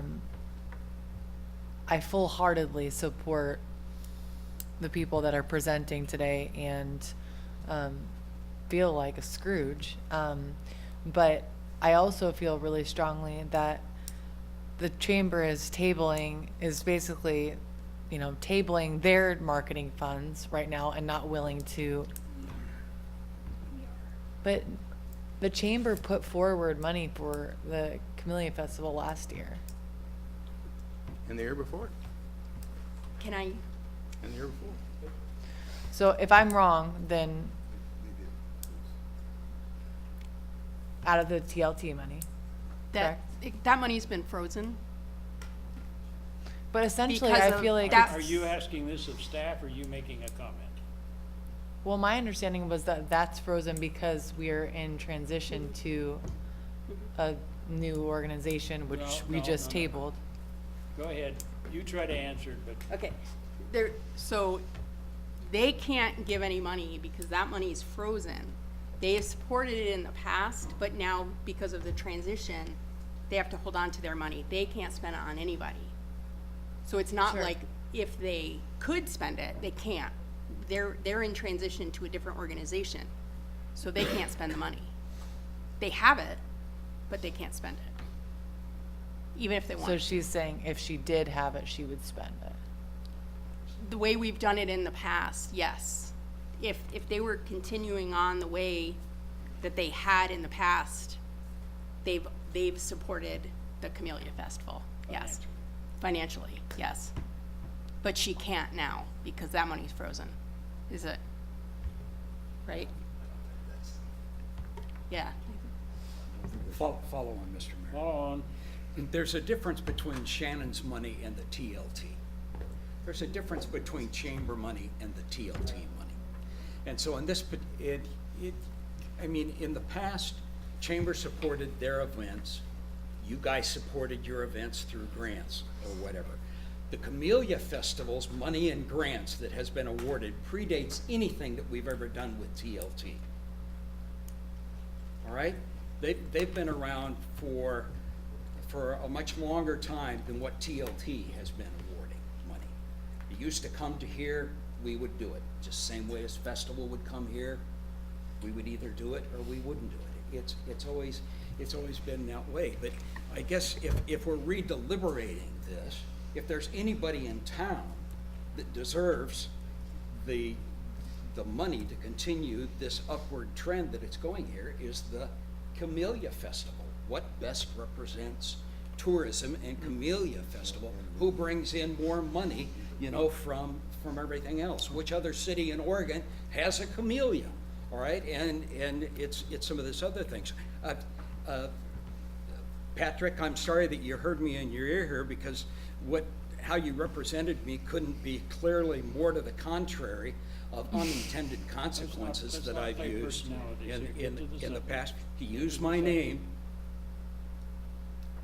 and nothing could be further from the truth in terms of unintended consequences here. And I'm trying to differentiate what we've done in the past with funds and how we awarded them, and how this is a perfectly legitimate request that's coming to us from Joe tonight, all right? It's not our fault that well, maybe it is our fault that all this stuff is in limbo here. But in the meantime, what's more deserving of the opportunity to support something that really grows Newberg well than the Camellia Festival? I don't want to be in anybody's face here, but where are you guys coming from down there? Do you have a follow-on?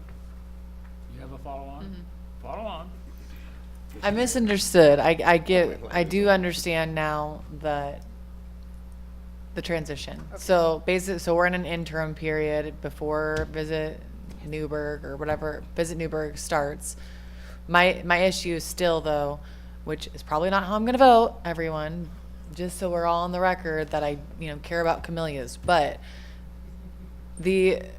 my issue is that this it does open up a policy question for other organizations that in my opinion, as a citizen of Newberg, represent Newberg as well.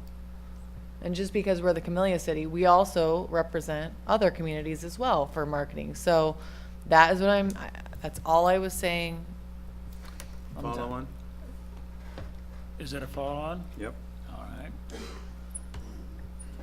The reason that I brought up the issue of Pasadena is so that I could put this issue that you're bringing up in perspective. So if we're in Pasadena and we want to support the Rose Parade, suppose there's some other Rose Parade that wants to come in and ask for the money. Why is that not an issue for Pasadena? Because they've taken the position that that's who they are. They're the Rose Parade. They're the Rose City. They have the roses. We're the city of Newberg, the Camellia City. So there's no question that that's who we're going to support. And we have a history of supporting it for the last 10 years. So I don't see the process issue, because the issue isn't whether or not another agency will come in. This is the agency. This is who we support. This is who we've supported in the past. Councilor Bacon. I agree with what you said, but I don't even think that matters. To me, what matters is that this is an organization that we have watched for 10 years go uphill, while many other things have gone downhill. This is a good investment. They know what they're doing. They are always successful. They always grow. Camellia, not Camellia, success. This is why, and Camellia. But if they were an unsuccessful Camellia Festival, I would be voting no. But they are a successful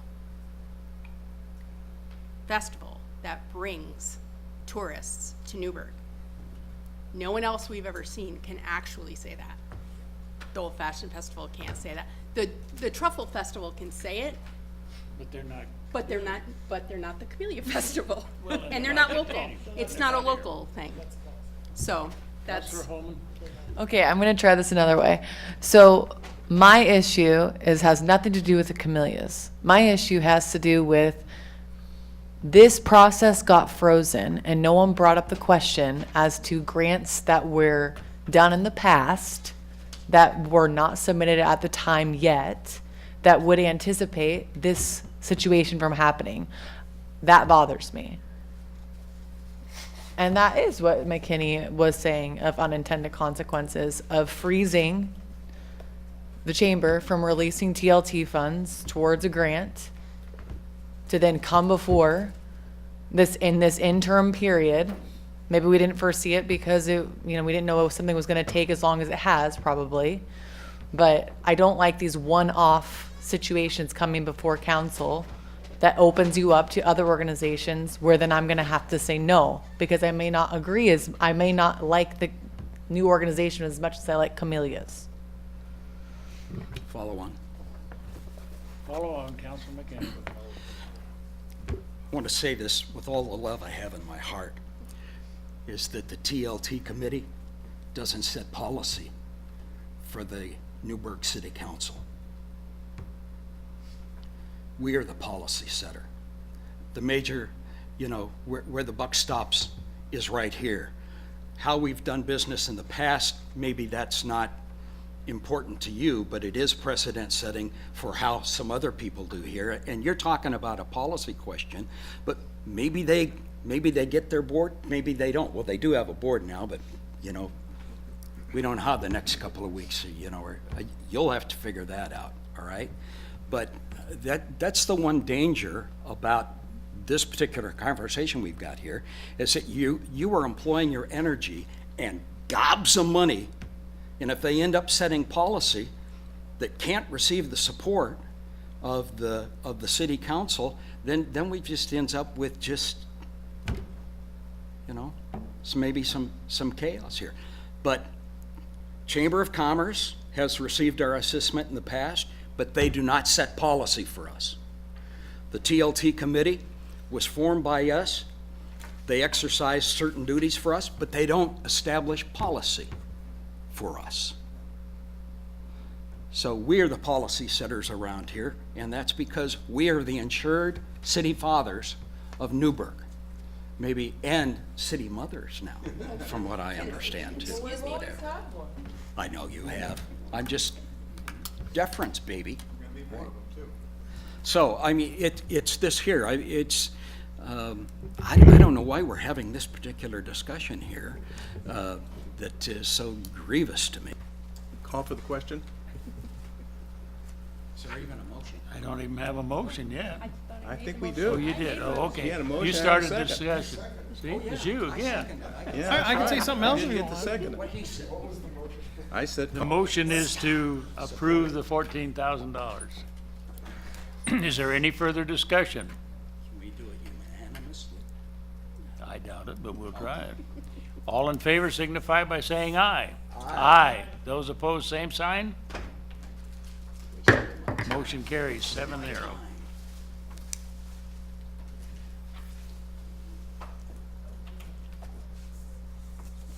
Dude. Council business.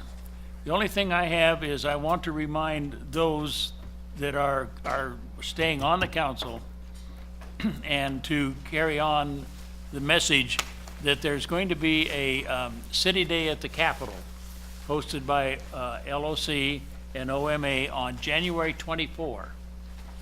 So that's just an all-day event. You might want to plan on attending. City Attorney? Thank you, Mr. Mayor. I'll be brief. After a long journey this morning, the city manager and I and the city recorder signed the closing documents for the sale of the animal shelter. I thought that was the end of it, but then this afternoon we had a little glitch with the surveyor. We're working through that, so it may be delayed another couple days, but either tomorrow or the next day, the Newberg Animal Shelter Friends folks will sign closing documents, and then the title company will close shortly thereafter. So there's some good news, and I just wanted to report that to the council. Councilor Essen has 2 items. Yes. The first one's parting comments. When I was elected to the city council, I came on thinking I was pretty much up to speed on being a city councilor. But then I met Bob, and Bob taught me how wrong I was.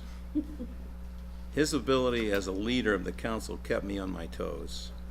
His ability as a parliamentarian kept the council on task and helped us serve the citizens in an exemplary manner. Bob listened and took action to make sure that the entire council had their issues addressed. When I met with Joe Hannon with my concerns about emergency management program, Bob jumped in and made this one of his top priorities. In a future emergency, lives will be saved because of Bob's efforts with Joe and staff to set up a church-based emergency management program. When I expressed concern about the county transit program, Bob acted to put me on the Yamhill County Transit Advisory Committee.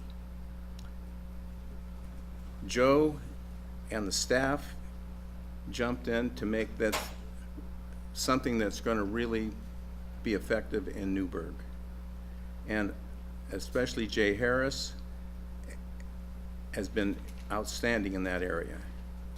Let's see here, I jumped down in my notes. We will have a bus, not only a bus system, but we'll have bus stops, a 4th bus route and transit center. This will not require a lot of city money. It will be funded by the state of Oregon's transportation funding. Imagine more service by using, let's see, where was I here? This thing likes to jump around. Anyway, imagine state money instead of using our own and having a great bus program.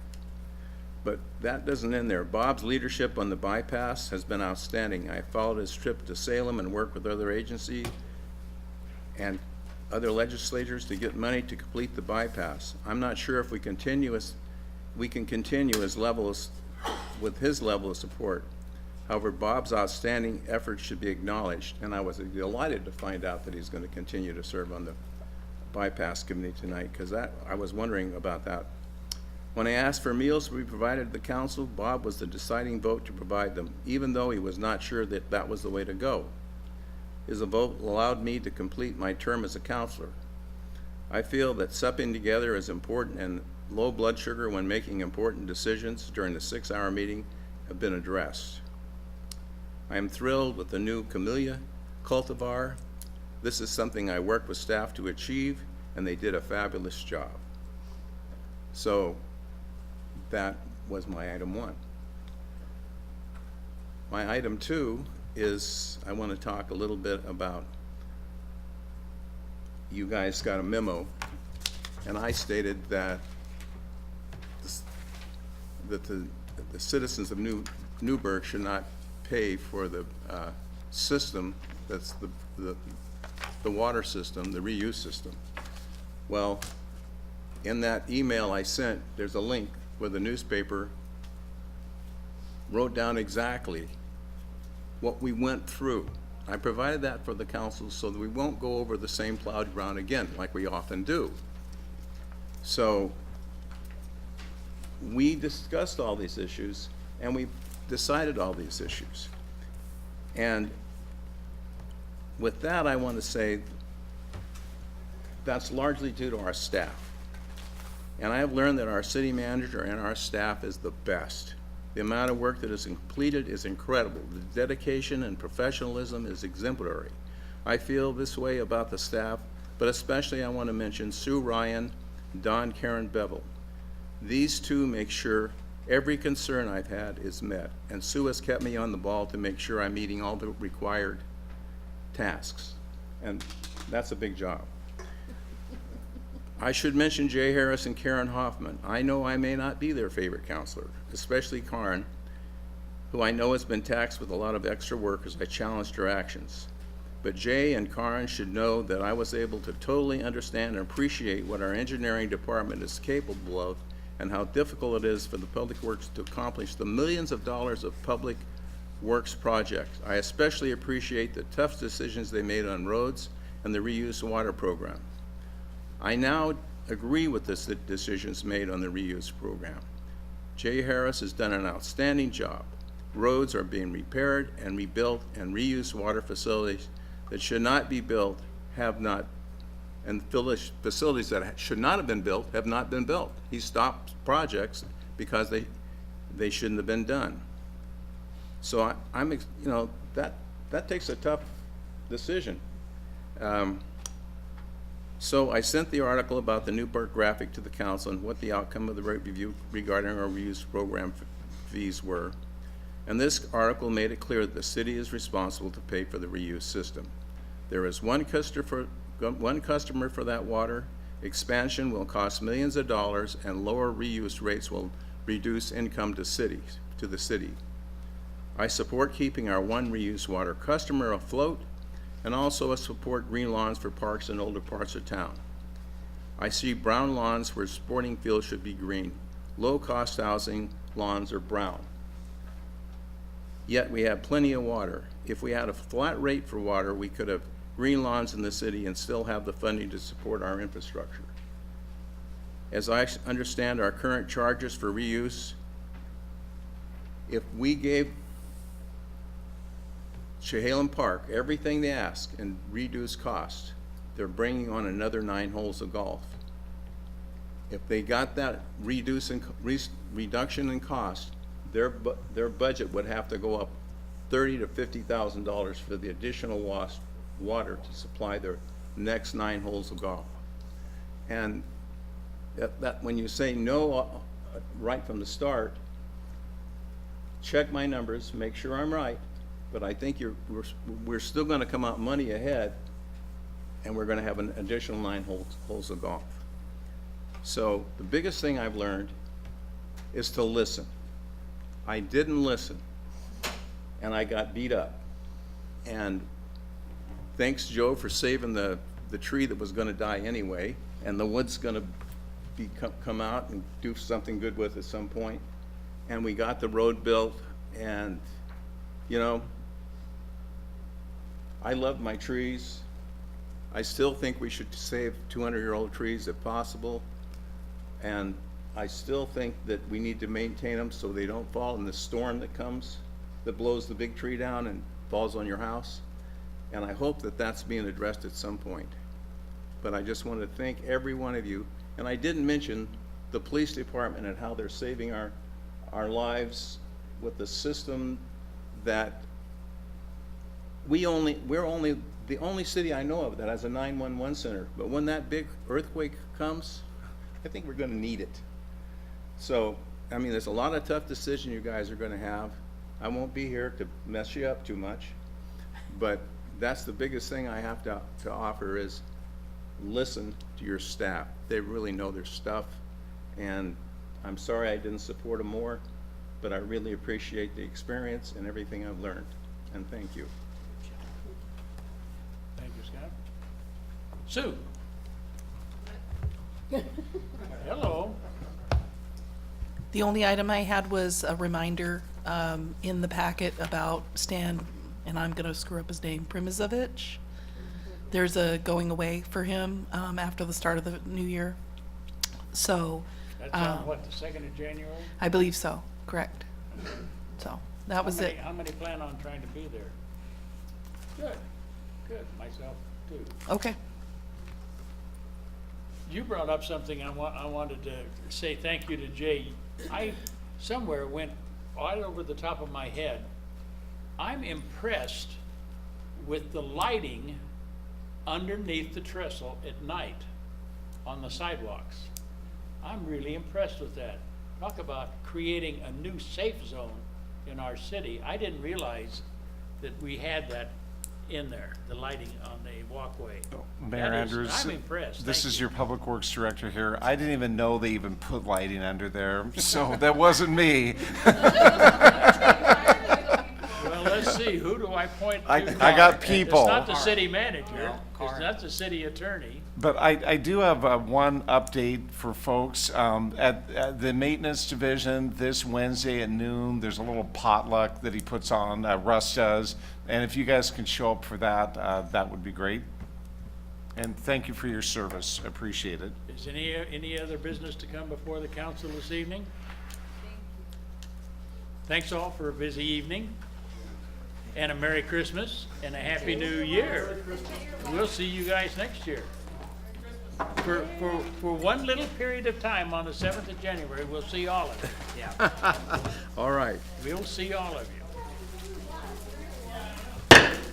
And this is your last. I'll still take your calls. Yeah, thank you. Oh, I get to bang this once more. One more time.